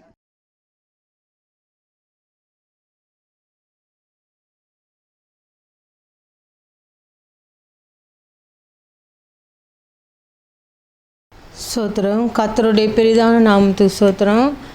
எனக்கு இந்த 1 மாதமாகவே காய்ச்சல், 2 மாதமாகவே இருக்குது. ஆனாலும் இந்த மாதத்தில் அதிகமான காய்ச்சல், 12 மாதத்தில். அப்புறம் நாங்கள் ஹாஸ்பிட்டல் போனோம். ஆனால் அங்கே போனாலும் வாந்தி வயிற்றால் நிற்கவே இல்லை. ஒரு 10 நாளாட்ட ஹாஸ்பிட்டல்லே இருக்க வேண்டிய சூழ்நிலை ஆயிடுச்சு. போக வரவும் அப்புறம் அங்கேயே இருந்தோம்னா ஒரு நாளைக்கு 5000 ரூபா ஆகும்னு சொல்லிட்டாங்க. அதனால் போயிட்டு சாயந்தரம் வரைக்கும் இருந்து ஊசி போடுறது, அந்த சளி கரைக்கிறது, நெஞ்சு சளின்னு சொன்னாங்க. இப்போ நாங்கள் அப்பாட்ட ஃபோன் பண்ணி, அப்பா நெஞ்சு சளின்னு சொல்கிறாங்கன்னா நீங்கள் ஹாஸ்பிட்டல் போங்க சிஸ்டர்னு சொன்னாங்க. இப்போ நம்ம ஜீவோலி விஸ்வாசி ஹாஸ்பிட்டல் போய் என்னன்றோன்னா இது ஓவராக சளி இருக்கிறதுனால ஆரம்பத்தில் விட்டுட்டீங்க, அதனால் முத்தி போச்சு, நீங்கள் போங்க அப்படின்னாங்க. அதுக்கப்புறம் தான் நாங்கள் ஹாஸ்பிட்டல் போனோம். அங்கே போனதுக்கப்புறம் நெஞ்சு சளி இது 2 மாதம் ஆகும் கரையிறதுக்கு, ஒரு நாளில் கரையாதுமா, இது நெஞ்சில் கட்டி இருக்குது, கொஞ்சம் கொஞ்சமாக தான் கரைக்க முடியும்னு சொன்னாங்க. சரின்னு சொல்லிவிட்டு நாங்கள் அவங்க சொல்கிற மாதிரியே நாங்கள் ஒரு வாரம் இருந்தோம். போய் கரைச்சிட்டு வந்தோம். அப்போ அது இன்னும் கொஞ்சம் தான் கரைஞ்சிருக்குன்னு சொல்கிறாங்க. அது இன்னும் 2 மாதம் ஆகும், ஒரே நாளில் கரைக்க முடியாதுன்னு சொல்லியிருக்கிறாங்க. 2 மாதத்துக்கு இப்போ கொஞ்சம் பரவாயில்ல. அப்பாட்ட நாங்கள் அப்பப்போ அடிக்கடி ஃபோன் பண்ணி ஜெபம் பண்ணுங்காட்டிக்கு எத்தனை தான் மாத்திரை மருந்து சாப்பிட்டாலும் ஜெபம் பண்ணும்போது தான் அந்த அன்னைக்கு அந்த நெஞ்சு வாரம் அந்த சளியெல்லாம் நல்லா வருது. எவ்வளோ மருந்து விட்டாலும் மாத்திரை விட்டாலும் அதில் எதுவும் இல்லை. அப்போடைய ரத்தத்தை எடுத்து பூசும்பொழுது தான் அந்த அன்னைக்கு கொஞ்சம் சளி கரைஞ்சி வருது. இன்றைக்கி கொஞ்சம் குறைஞ்சிருக்குது, நாளைக்கு கொஞ்சம் குறைஞ்சிருக்குன்னு சொல்லியிருக்கிறாங்க. இப்போ கொஞ்சம் பரவாயில்ல. அதே மாதிரி 4 நாளாக நியூ இயர் அன்னைக்கு அப்பா சொல்லியிருந்தாங்க 10 மணி ப்ரேயருக்கு எங்கேயும் போகக்கூடாதுன்னு சொல்லி. நான் அதை நினைக்கல, மறந்துட்டேன். அதுக்கப்புறம் நாங்கள் 10 மணி ப்ரேயர் வச்சாங்க நியூ இயர் அன்னைக்கு. நாங்கள் நைட்டு போனோம், ஒரு 9 மணி போல் போனோம். 10 மணிக்கு மேலே ஒரு 10 நிமிஷம் இருக்கும், 10:05 அப்படி லைட்டாக வயிற்று வலி ஆரம்பிச்சது. அப்புறம் 10:15 ஆவோ ரொம்ப வலி, என்னால் ஒன்றுமே பண்ண முடியல. அப்புறம் எங்கள் வீட்டுக்காரர் கூப்பிட்டு வயிற்று வலிக்குதுன்னு சொன்னேன். அப்புறம் கொண்டு போய் அங்கே இருக்கிறவங்கெல்லாம் ஒரு ஓரமாக உட்கார வச்சுட்டாங்க. சரி ப்ரேயர் அங்கே நடந்துட்டு இருக்குது, சரியான கூட்டம். இத்தனை கூட்டத்துலேயும் நம்ம அதை கெடுக்கூடாது, நம்ம ஓரமாக இருந்துக்கலான்ட்டு ஓரமாக போய் உட்காந்தேன். அப்பவும் முடியல. நானும் படுத்து பார்த்தேன், என்னால் முடியல. அப்போ ஏசப்பா என்னன்னு தெரியல ஆண்டவரே, நான் எதுனாலும் இந்த வயிற்று வலி ஏதாவது நான் உங்களுக்கு சித்தமில்லாத செய்துட்டுனா, ஏதாவது பேசிட்டுனா ஏதாவது மன்னிச்சுங்கப்பா. உங்களுக்கு சித்தமில்லாத பேசியிருந்தாலோ செய்திருந்தாலோ தேவனே என்னை ஒரு விஷயம் கூட மன்னிச்சிருங்க ஆண்டவரே, எதுனாலும் இந்த வயிற்று வலி அப்பான்னு நானும் ஜெபம் பண்ணிகிட்டே படுத்திருந்தேன். அப்புறம் எல்லாருமே பாஸ்டர்லாம் வந்து ஜெபம் பண்ணாங்க. ஆனாலும் எனக்கு ஒன்றுமே சரியாகலை. அப்புறம் தான் சொல்லிவிட்டு 12 மணி ஆக ரொம்ப வலி ஓவராகிடுச்சு. சரி அப்பாவுக்கு ஃபோன் பண்ணலான்னா, நாளைக்கு நியூ இயரு காலையில் அப்பா ப்ரேயர் பண்ணுவார், இப்போ தூங்கிட்டு தொந்தரவு பண்ண வேண்டாம்னு சரி நம்ம ஹாஸ்பிட்டலே போகலான்னு போனோம். அங்கே போய் ஊசி போட்டாங்க, மாத்திரை கொடுத்தாங்க, ஒன்றும் கேட்கல. எதனால வயிற்று வலின்னு 3 மணி வரைக்கும் அந்த வயிற்று வலி விடவே இல்லை. படாத பாடுபட்டு அங்கேயே ஹாஸ்பிட்டல்லையே பிறண்டுட்டேன். 3 மணிக்கு மேலே தான் தேவனே எதனால எனக்கு இந்த வயிற்று வலி ஆண்டவரே எனக்கு சொல்லுங்கப்பா, உம்முடைய மீறுதல்னா எதனாலும் நம்முடைய சித்தத்தை மீறிட்டுனா தகப்பனே எனக்கு தெரியல ஆண்டவரே, எனக்கு நீங்கள் என்னென்னு உணர்த்துங்க தகப்பனே, என்னென்னு எனக்கு புரியல சாமி, எதனாலும் இந்த வயிற்று வலி ஆண்டவரே. அதுக்கப்புறம் தான் 3 மணிக்கு மேலே உணர்த்தினார். அப்போ அந்த செய்தியில் அன்றைக்கி சொல்லியிருந்தார் 10 மணிக்கு மேலே எந்த ப்ரேயருக்கும் போகாதீங்கன்னு. அப்போடைய வார்த்தையை நாம் மீறி வந்ததுனால தான் நம்மளுக்கு இந்த வயிற்று வலி. ஆண்டவரே நீங்கள் ஜீவோலியில் சொன்னீங்க தகப்பனே, அது எனக்கு தெரியாமல் போச்சுப்பா, என்னை மன்னிச்சுக்குங்க. நான் நைட்டு ப்ரேயருக்கு வந்தது தவறு தான் தேவனே, எனக்கு ஒரு விஷயம் கூட ஆண்டவரே மன்னிச்சுங்க, தெரியாத வந்துட்டப்பா அப்படின்னு. அதுக்கப்புறம் தான் அந்த வயிற்று வலி கொஞ்சம் கொஞ்சமாக குறைய ஆரம்பிச்சிது.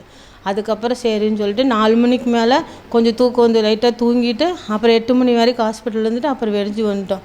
அந்த அன்றைக்கி நியூ இயருக்கு இங்கேயாவது வந்திருக்கலாம், இல்லை நம்ம வீட்லேயாவது இருந்து ஜெபம் பண்ணியிருக்கலாம். அந்த அன்றைக்கி பூரா நியூ இயர் கொண்டாடுறது ஹாஸ்பிட்டலில் வச்சு ஒரு மீறுதலின் நிமித்தமாக நமக்கு எப்படி இருக்குது. அதனால் ஒவ்வொரு வார்த்தைகளையும் நம்ம நல்லாய் கவனமாய் கேட்டு அதுக்கு நம்ம கீழ்ப்படிஞ்சு நடந்தோம்னா நமக்கு எந்த பாடுகளும் வராது. நம்ம கேட்டு கீழ்ப்படியாமல் இருக்கிற போது தான் இந்த பாடுகள் உபத்திரங்கள் வருதுன்னு நான் அப்போ புரிஞ்சுக்கிட்டேன். அதுக்கப்புறம் சரியாச்சு.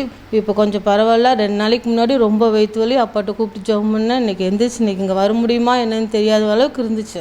அதனால் எழுந்திரிச்சு இன்றைக்கி தேவன் வர நமக்கு உதவி செஞ்சார். 600 கிலோமீட்டர் எங்கள் ஊர்லேருந்து இங்கே வரோம், ஈரோடு மாவட்டம், அங்கேருந்து வருகிறோம். அதனால் அதிலேருந்து வரத்துக்கு தேவன் உதவி செஞ்சார். இப்போ கொஞ்சம் பரவாயில்ல. இன்னும் இன்றைக்கி முழு விடுதலை இன்றைக்கி கிடைக்குன்னு நான் விசுவாசிக்கிறேன்.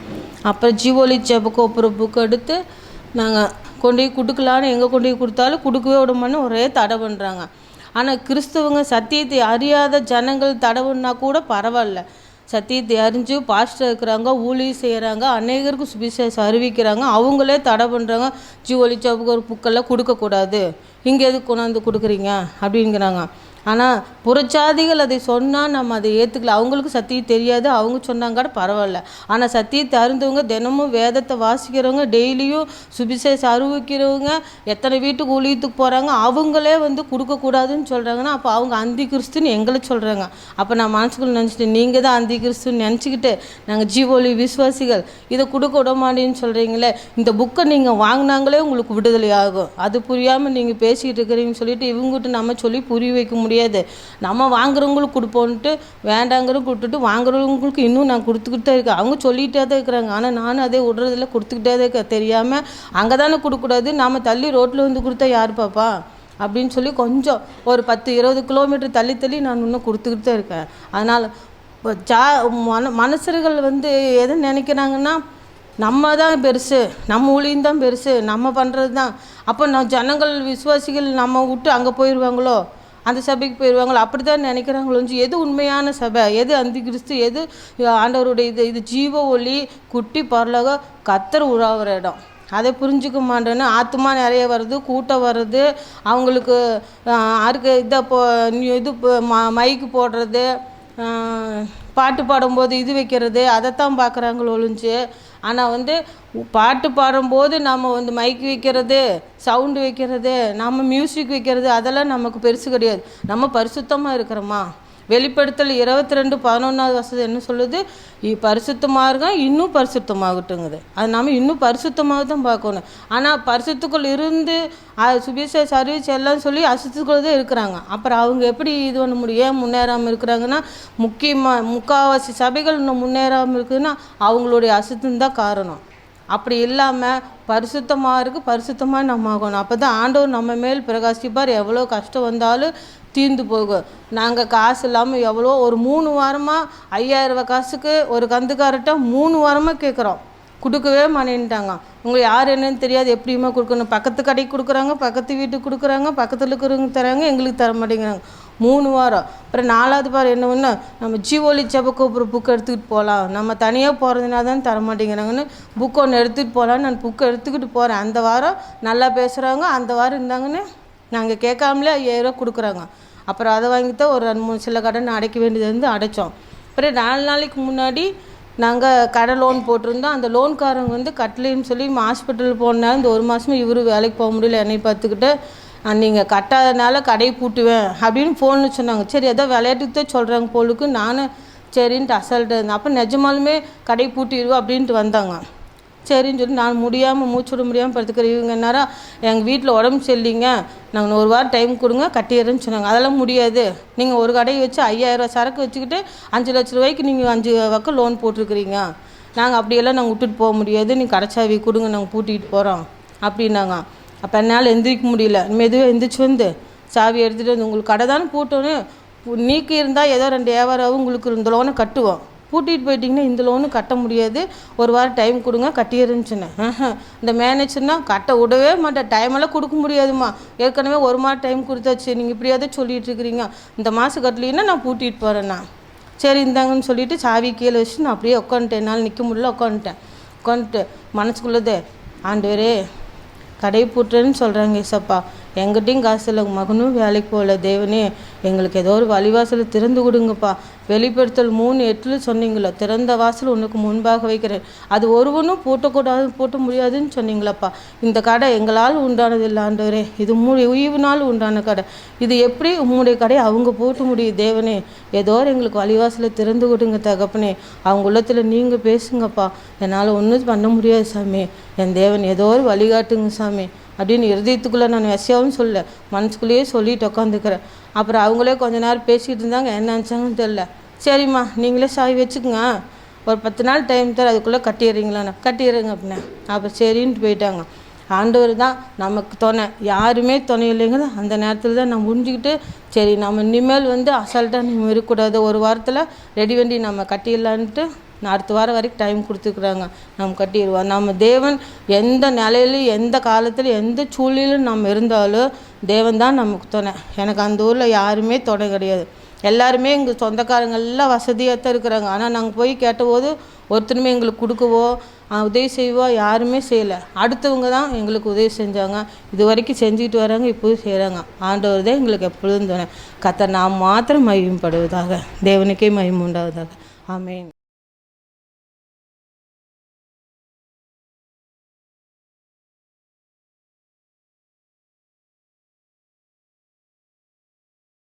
அதிசயம் செய்கிற அதிசய தேவனுக்கு ஸ்தோத்திரம். சனிக்கிழமை வந்து கூட்டம் முடிஞ்சு போனவர் நைட்டு வந்து மகளுக்கு காரியத்தில் ஒரு சூழ்நிலை நெருக்கமான ஒரு சூழ்நிலையை சந்திக்க வேண்டியது இருந்தது. அந்த அப்போ ஞாயிற்றுக்கிழமை நாங்கள் இங்கே வந்து அடுத்த நாள் ஞாயிற்றுக்கிழமை இங்கே வந்து நாங்கள் ப்ரேயர் முடிச்சுட்டு இருக்கும்போது சிஸ்டர் வந்து முதல் ப்ரேயர் முடிஞ்சு முதல் பாட்டு பாடும்போது இந்த இடத்துல வந்து ஏசப்பா இங்கே நின்றுட்டு 2 பிள்ளைங்களுக்கு முகம் தெரியலை எனக்கு, ஒரு பிள்ளை கொஞ்சம் உயரமாக இருக்குது, இன்னொரு பிள்ளை கொஞ்சம் குள்ளமாக இருக்குது, அப்படி 2 பிள்ளைகளை ஒரு கையால் அணைச்சி விட்டுட்டு இன்னொரு கையை வச்சு அப்படி பிடிச்சிருக்கேன். அப்போ நான் ஏற்கனவே ஏசப்பா பிள்ளைகளை பாதுகாக்க வேண்டும், பிள்ளைகளுடைய வாலிபம் வலிவிக்கு போகக்கூடாது, பிள்ளைகளுடைய வாலிபம் பாதுகாக்கப்பட வேண்டும் என்பதாக நான் கேட்டுட்டு இருப்பேன். அப்படி இந்த பிள்ளைகளை முகம் தெரியல, அது இந்த இதுன்னு அது முடிஞ்சு 2வது வந்து பாஸ்டர் வந்து ப்ரேயர் முடிச்சு முதல் பாட்டு அவரும் பாடும்போது தான், அப்போது 2வது முறையாகவும் இதே இடத்துல தான் அதே ஒரு காட்சியை தான் நான் பார்க்க முடிஞ்சுது. அப்போ பாஸ்டர்கிட்ட சொன்ன ப்ரேயரில் வரும்போது பாஸ்டர் இப்படி அது வந்து நீங்கள் இப்போ சாட்சி சொல்லணும் அப்படின்னு, பிறகு இன்னும் அடுத்த கூட்டத்தில் சொல்லுங்க அப்படின்னு. அப்போ அதுக்கு இப்போ அவள்கிட்ட நெருக்கமான ஒரு சூழ்நிலையை சந்திக்க வேண்டியதான். சனிக்கிழமை நைட்டு வந்து சொன்னேன் இப்படி ஒரு சூழ்நிலை இருக்குது அப்படின்னா, அது வந்து அடுத்த நாள் ஞாயிற்றுக்கிழமை எதுவும் பண்ண முடியாது. அப்போ நான் ஏசப்பா அதுக்குள்ளே வழிவாசலை நீங்கள் திறந்து தாருங்கன்னு சொல்லி கேட்டுட்டு இருந்துக்கா, ஆண்டவர் நமக்கு வழிவாசலை திறந்து தருவாருன்னு சொன்னேன். அது வந்து திங்கட்கிழமை அந்த காரியத்தை சந்திக்க வேண்டியது இருந்தது. அதை தேவன் அதிசயமாய் அதை காரியங்களை சந்திக்க செய்தார். அதற்காக தேவனுக்கு நன்றி செலுத்தி சாட்சியம்.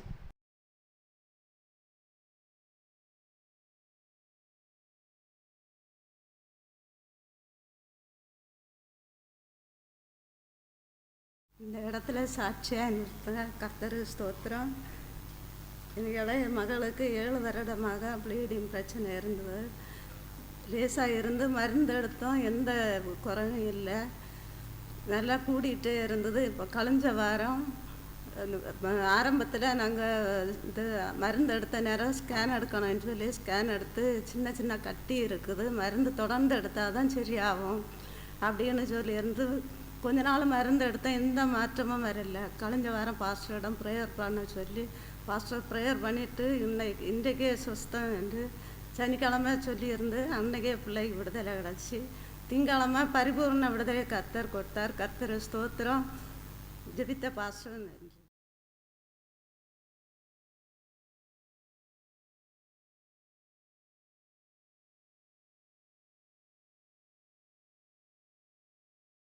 கர்த்தருடைய பரிசுத்த நாமத்திற்கு மகிமை உண்டாவதாக.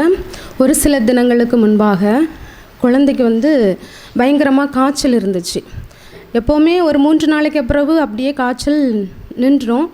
இது என்ன அப்படின்னா, காய்ச்சல் கொடுக்குற அந்த மாத்திரை கொடுக்குற டைம் மட்டும் அதனுடைய எஃபெக்டில் கொஞ்ச நேரம் ஒரு 2-3 மணி நேரம் காய்ச்சல் இல்லாமல் இருக்கும். அதன் பிறகு மறுபடியும் வர ஆரம்பிச்சிடும். நானும் அம்மாட்ட கொடுத்துட்டு நான் ஸ்கூலுக்கு போயிடுவேன். இரவு நேரம் முழுவதுமே காய்ச்சலாக இருக்கும். 3 நாள் தாண்டின பிறகு ஹாஸ்பிட்டலுக்கு காய்ச்சல் மருந்து கொடுத்து தான் நான் கூட்டிகிட்டு போகிறேன். அங்கே போன பிறகு காய்ச்சல் பார்க்கும்போது 103 டிகிரி காய்ச்சல் இருக்குது. அட்மிட் பண்ணக்கூடிய அளவுக்கு சொன்னாங்க. அதுக்கப்புறம் அங்கே மாற்று மருந்து கொடுத்து கொஞ்சம் நேரம் பார்த்துட்டு அதுக்கப்புறவு பிளட் டெஸ்ட்டு, யூரின் டெஸ்ட் எல்லாம் பார்க்கணுமா, இப்படி காய்ச்சல் விடாமல் இருக்குன்னு சொன்னாங்க. நான் ஃபாஸ்டருக்கு ஃபோன் பண்ணி இப்படி சொன்னேன், ஃபாஸ்டர் காய்ச்சல் இருக்குது, இப்படி மருந்து கொடுத்தும் கேட்கல, அட்மிட் பண்ணணும்னு சொல்கிறாங்க, நான் பிளட் டெஸ்ட் எல்லாம் பண்ணணும்னு சொல்கிறாங்க. நானும் சரி பார்த்துட்டு போகலான்னு தான் வந்தேன். கையில் ஒரு பணம் இல்லை. இப்படி சொல்கிறாங்க, ப்ரேயர் பண்ணுங்கள் பாஸ்டர்னு சொன்னேன். பாஸ்டர் ப்ரேயர் பண்ணாங்க, ஒன்றும் செய்யாது, மருந்து வாங்கிட்டு கிளம்புங்க அப்படின்னு. நாங்களும் சரி டாக்டரை பார்த்துட்டு மருந்து வாங்கிட்டு கிளம்பிட்டோம். அப்புறவு நானும் ஏசப்பா நான் சாட்சி சொல்லுவேன், பிள்ளைக்கு எப்படியோ மலை போல் வரக்கூடிய எந்த ஒரு நோயும் கூட பனி போல் மாற்றி தருகிறவர். இந்த ஊழியத்தில் அவள் பிறந்த நாள் முதற்கொண்டு இந்நாள் வரைக்கும் கூட அவளுக்கு உயிர் பிச்சை தந்த ஊழியம் இது. அந்த அளவுக்கு ஆண்டவரை எந்த ஒரு பலவீனமும் அவளை தாக்காதபடிக்கு நீ நிச்சயமாய் விடுதலை தருவீர் என்பதை விசுவாசிக்கிறேன் சொல்லி ஜபித்த பிறகு அந்த 3 நாளைக்கு பிற்பாடு அந்த காய்ச்சல் மறுபடி வரவே இல்லை. திரும்ப நாங்கள் ஹாஸ்பிட்டல் செக் பண்ணும்போது பரவாயில்லைன்னு சொல்ல கர்த்தர் கிருபை செய்தாங்க. அது மட்டும் இல்லை, என்னுடைய உடம்புலையும் ஒரு சிறு தேமல், அது பயங்கரமாக, அதாவது வேர்வை படும்போது கூட ரொம்ப அதிகமாக அரிப்பு ஏற்படும். என்னால் ஸ்கூலில் வேலை செய்ய முடியாது, கோட்டு போட்டிருப்பேன். ரொம்ப சொட்டிங் ஆகும்போது நல்ல அரிப்பாக இருக்கும், கிளாஸ் எடுக்க முடியாது, ரொம்ப கஷ்டப்படுவேன். மருந்து எடுத்தேன், அதுலேயும் குணம் ஆகலை. அப்புறம் இங்கே ஃபாஸ்டர்கிட்ட சொல்லி நான் என்னால் முடியலை பாஸ்டர், எனக்கு ப்ரேயர் பண்ணி என்ன தாங்கன்னு சொன்னேன். அவர் தந்த அந்த பிற்பாடு போட போட படிப்படியாக எனக்கு அந்த தழும்பு இல்லாமல் போச்சு. ஏன்னா தக்கலை ஹாஸ்பிட்டலில் இதுக்குன்னு மருந்துக்கு போகும்போது 2 பேர் இதே தழும்பில் வந்திருந்தாங்க. சொன்னால் அது கட்டுக்குள்ளே ஆக்கலாம், பட்டு அது மருந்து மாத்திரையில் கிளியர் ஆகாதுன்னு சொன்னாங்க. ஒரு சில பேர் என்கிட்ட காமிச்சு கூட தந்தாங்க, இந்த மாதிரி இருக்குமா, எனக்கு அரிப்பும் கூட இருக்குன்னு. ஆனால் நான் இப்போ மருந்து மாத்திரை எடுக்கலை, இயேசு கிறிஸ்துவின் ரத்தம் மட்டும்தான் என் சரீரத்தில் போட்டுட்ருக்கேன். எனக்கு கர்த்தர் விடுதலை தந்த கிருபைக்கு கொடான கொடி ஸ்தோத்திரம். எனக்கும் குழந்தைக்கும் அற்புதம் செய்த தேவனுக்கு கொடான கொடி ஸ்தோத்திரம் சொல்லி சிறு சாட்சி முடிக்கிறேன். ஆமென்.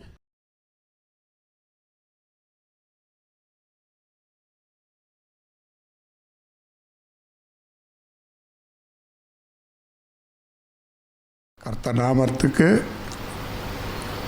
பரிசுத்த நாமத்துக்கு ஸ்தோத்திரம் உண்டாகட்டும். போன மாதத்தில் எனக்கு கொஞ்சம் பிரச்சனைகள் வந்தது, சரியான போராட்டங்கள் நடந்தது. அந்த வழியில் எனக்குன்றது வயிற்று வலி வந்தது. அந்த வயிற்று வலியில் என்னால் சகிச்சுக்க முடியல, தாங்க முடியல. அந்த டைமில் என்ன செய்வதும், எந்த சிகிச்சைக்கு போவது, எந்த ஆம்புலன்ஸ் ஃபோன் பண்ணதும் அந்த டைமில் எனக்குன்றது யாருமே கிடையாது. சிஸ்டரும் அவங்க அம்மா வீட்டுக்கு போயிருந்து அவங்களும் வரலை. நான் மட்டும் அந்த டைமில் ஒண்டியாக இருந்தேன். ஒண்டியாக இருந்த டைமில் எனக்குன்றது என்னால் எப்படி கத்தி கதறி எப்படி அழுதணுன்னு எனக்கும் முடியல என்னால். அந்த டைம்லேயும் பாஸ்டருக்கு ஃபோன் பண்ணேன். அந்த வழியிலையும் பாஸ்டருக்கு ஃபோன் பண்ணும்போது பாஸ்டர் எடுத்தால் நான் அந்த டைமில் என்ன அழுவுறது அவருக்கு நல்ல காதில் விழுது. எசப்பா எசப்பான்னு நான் அழுகிறேன். பிரதர் நான் ஜெபம் பண்ணுறேன் இருங்க, நான் ஜெபம் பண்ணுறேன் இருங்கன்ட்டு ரிங்க போய் ஃபோன் எடுத்தார். நான் ஜெபம் பண்ணுறேன்னு அவருடைய ஜெபம் எப்படி தான் நான் அதிசயத்தையும் அந்த எப்படி சொல்லுவதும் நன்றின்றது எனக்கு தெரில. அந்த ஜபத்தினால் எனக்கு அந்த சுகம் எப்படி தான் அது வந்தது, எப்படி தான் நின்றுச்சுன்னு எனக்கு தெரில. அன்றைக்கி பொய்துலேயும் அன்றைக்கி மதியம் வேலையிலையும் என்னால் வயிற்று வலிக்கு யூனியனில் போகும்போது பிளட்டாக போந்து அந்த போதிலையும் எனக்கு நைட்டு 10-11 மணி அளவில் வலி தாங்க முடியாத, உபதிரம் தாங்க முடியாத இருந்த போதிலையும் அந்த டைமில் எனக்கு ஒரு யோசனை, பாடல் பாடும்போது எனக்கு ஒரு யோசனை வந்தது. எப்படி நான் பாடுவேன், எப்படி துதிப்பேன், எனக்குன்றது ஒரு இருதயத்தில் ஒரு ஆவி வந்தது. அந்த பாட்டு திரும்பியும் ஒரு 2 முறை பாடி அந்த இரத்தத்தால் என்னை அபிஷேகம் பற்ற இயேசுவுக்கு கோடானு கோடி நன்றிகளும் சோத்திர பலியில் ஏறெடுக்குது. இந்த ஜீவவழியில் அப்பா எத்தனை என்னுடைய சரீரத்திற்கு உபதரங்களும் பாடுகளும் வந்தாலும் என்னுடைய ஃபைல் ஆகப்பட்டது இந்த ஜீவவழியில் அந்த இறக்கவாசி எக்ஸாமில் எப்படி பாஸ் ஆகிறனோ ஆண்டவர் அதே போல் என்னை வழி நடத்தியும் வந்து கொண்டு இருக்கிறார். எனக்கென்றது ஒரு சிறிய விண்ணப்பத்திலையும் ஆண்டவர் மின்னதமாக இருந்து எத்தனையோ போராட்டங்களையும் நடந்து வந்தாலும் யாருடைய தயவும் யாருடைய இரக்கமும் யாருடைய அன்பும் இல்லாமல் போனாலும் என்னுடைய ஆண்டவருடைய அன்பு என் மேலும் அவருடைய இரக்கமும் அவருடைய தயவும் அவருடைய அன்பும் அவருடைய பார்வையும் அவருடைய நிகழ் இல்லாமல் போனாலும் இந்த பூமியில் ஒரு நிமிஷம் நான் வாழ முடியாது. அதுபோல கூப்பிட்ட குரலுக்கு ஓடி வர என் தெய்வம் மகா சர்வ வல்லமை படைத்த தெய்வம், நேற்றும் இன்றும் மாறாத சத்தியம் சாமர்த்தியம் சர்வ வல்லமை படைத்த தேவனுக்கு கோடான கோடி நன்றிகளும் சோத்திர பலியிலும் ஏறெடுக்கிறேன்.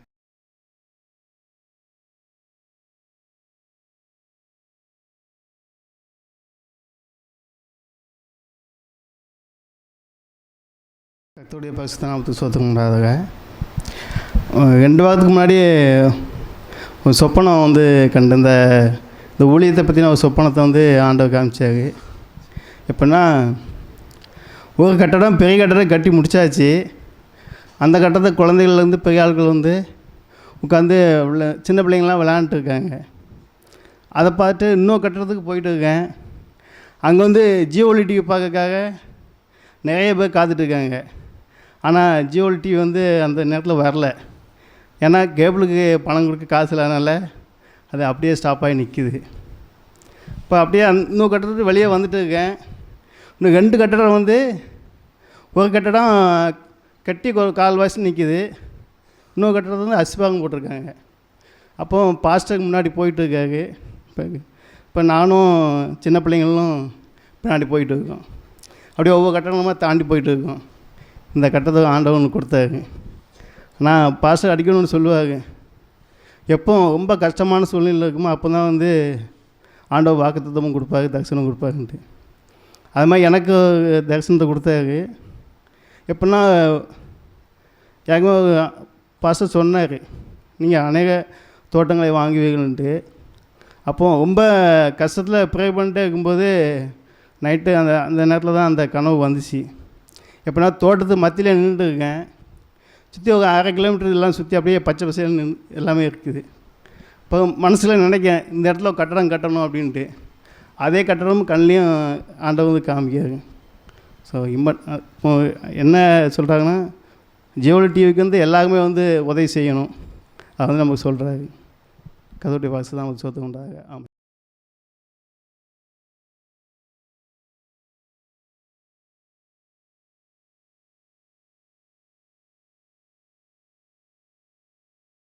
பரிசுத்த நாமத்துக்கு ஸ்தோத்திரம் உண்டாவதாக.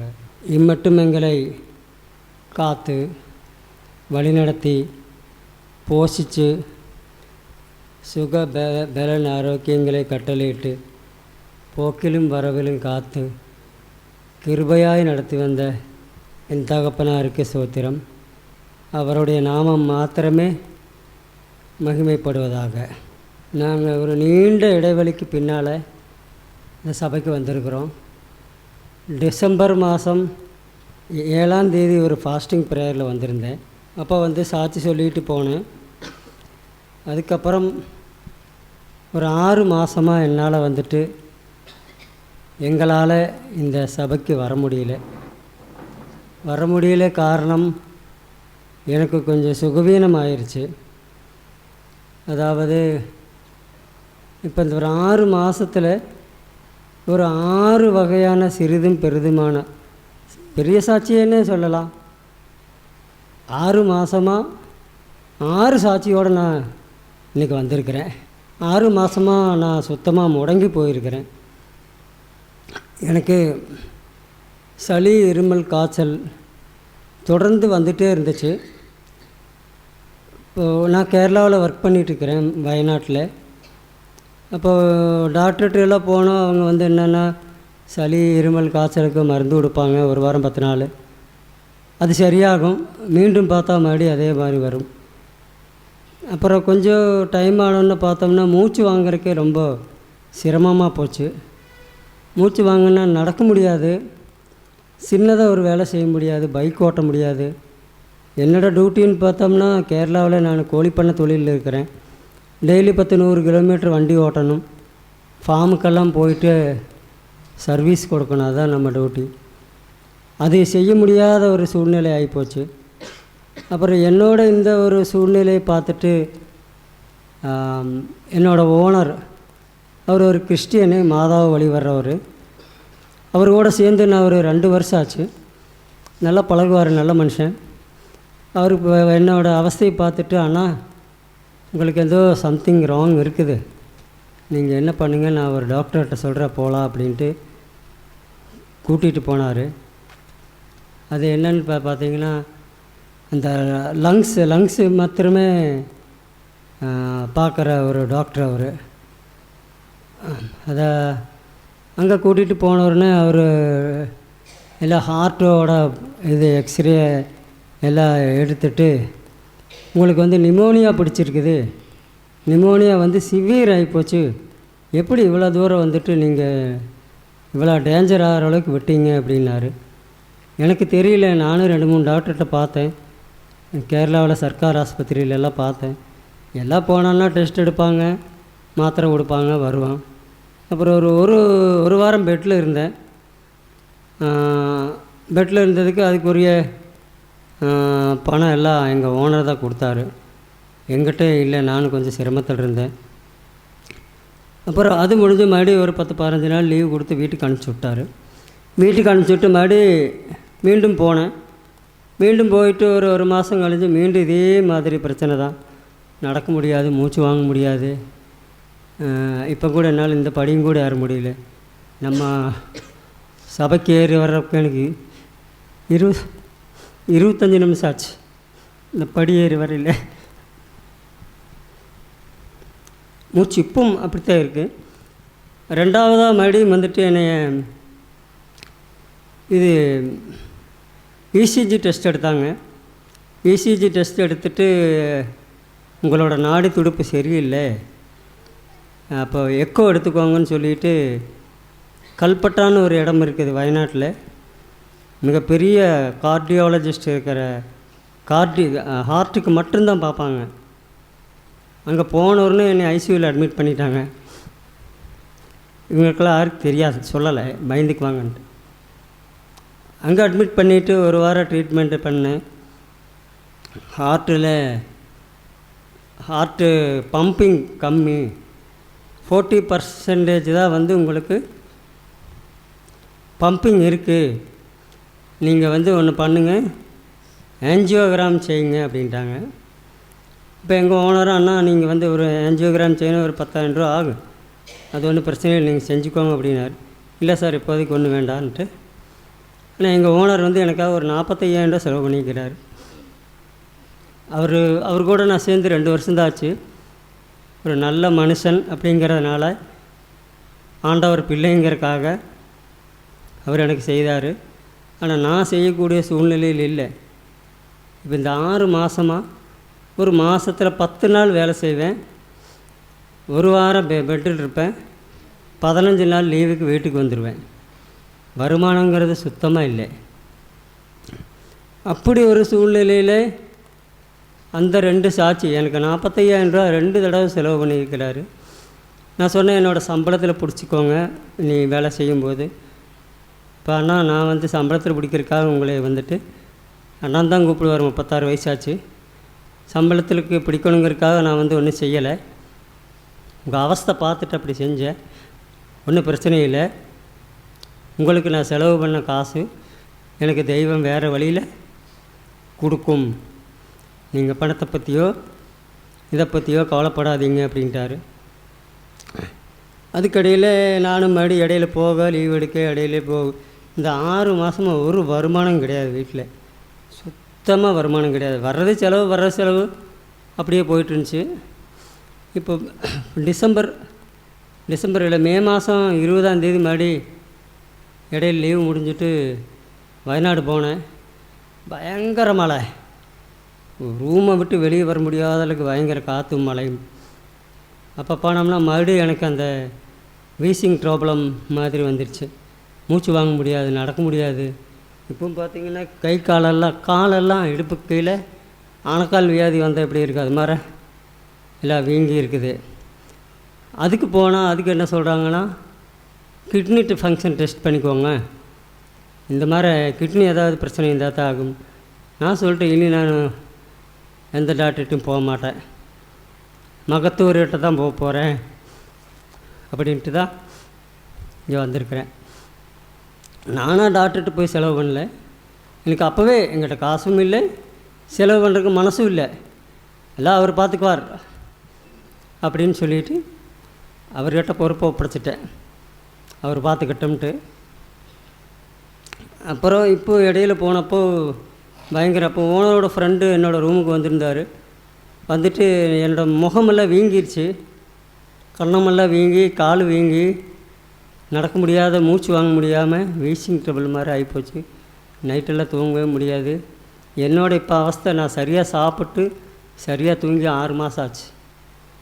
படுத்தா அப்போ இருமல் வரும், சாப்பிட முடியாது. ஒரு நாளைக்கு 1 இட்லி 2 இட்லி அவ்வளோதான். இந்த 2 ட்ரிப்பு ஆன்டிபயோட்டிக், ஹெவி ஆன்டிபயோட்டிக் எடுத்தனால குடலெல்லாம் புண்ணாயிருச்சு. எந்த ஒரு உணவும் சிறிய இப்போ வீட்டில் இருக்குங்கட்டி தான் இந்த மாதிரி ஓரளவுக்கு என்னை பார்க்குற மாதிரி இருக்கிறேன். நான் வீட்டில் பத்திய சாப்பாடு மாதிரி காரமே இல்லாமல் சாப்பிட்ருக்கறனால தான் இப்படி இருக்கிறேன். அதுக்கப்புறம் முடியாமல் என்ன பண்ணார் ஓனரு, அண்ணா நீங்கள் வீட்டுக்கு கிளம்புங்க, இப்போ வயநாட்டில் பயங்கர மழையாக இருக்குது, மழை கொஞ்சம் குறையிட்டு, இந்த கிளைமேட் உங்களுக்கு செட் ஆகாது அப்படின்னு சொல்லிவிட்டு அவர் காரில் கொண்டாந்து வீட்டில் விட்டுட்டு திருச்சூர் எங்கேயோ போகணுன்னு வந்தார். ஆனால் வேலையை பற்றி கவலைப்படாதீங்க, 1 மாதம் ஆனாலும் சரி உங்களோட போஸ்டிங், உங்களோட இடம் அங்கே காலியாக தான் இருக்கும், யாரையும் இன்னும் எடுக்க மாட்டேன், 1 மாதம் ஆனாலும் சரி நல்லா ரெஸ்ட் எடுத்துகிட்டு உடம்பை பார்த்துட்டு வாங்க, ஏதாவது உதவி வேணுன்னா கேளுங்கன்னு சொல்லி வீட்டில் கொண்டாந்து விட்டுட்டு போனார். அப்படி ஒரு சூழ்நிலையில் பாப்பாவுக்கு லாஸ்ட்டு வருஷம் 12th ஃபீஸ் பெண்டிங் இருந்துச்சு. 60,000 ரூபா பெண்டிங் இருந்துச்சு. ஒரு ஃபீஸ் அடைக்கவே இல்லை, வேன் ஃபீஸு எல்லாமே. என்ன பண்ணுறதுன்னே தெரியல.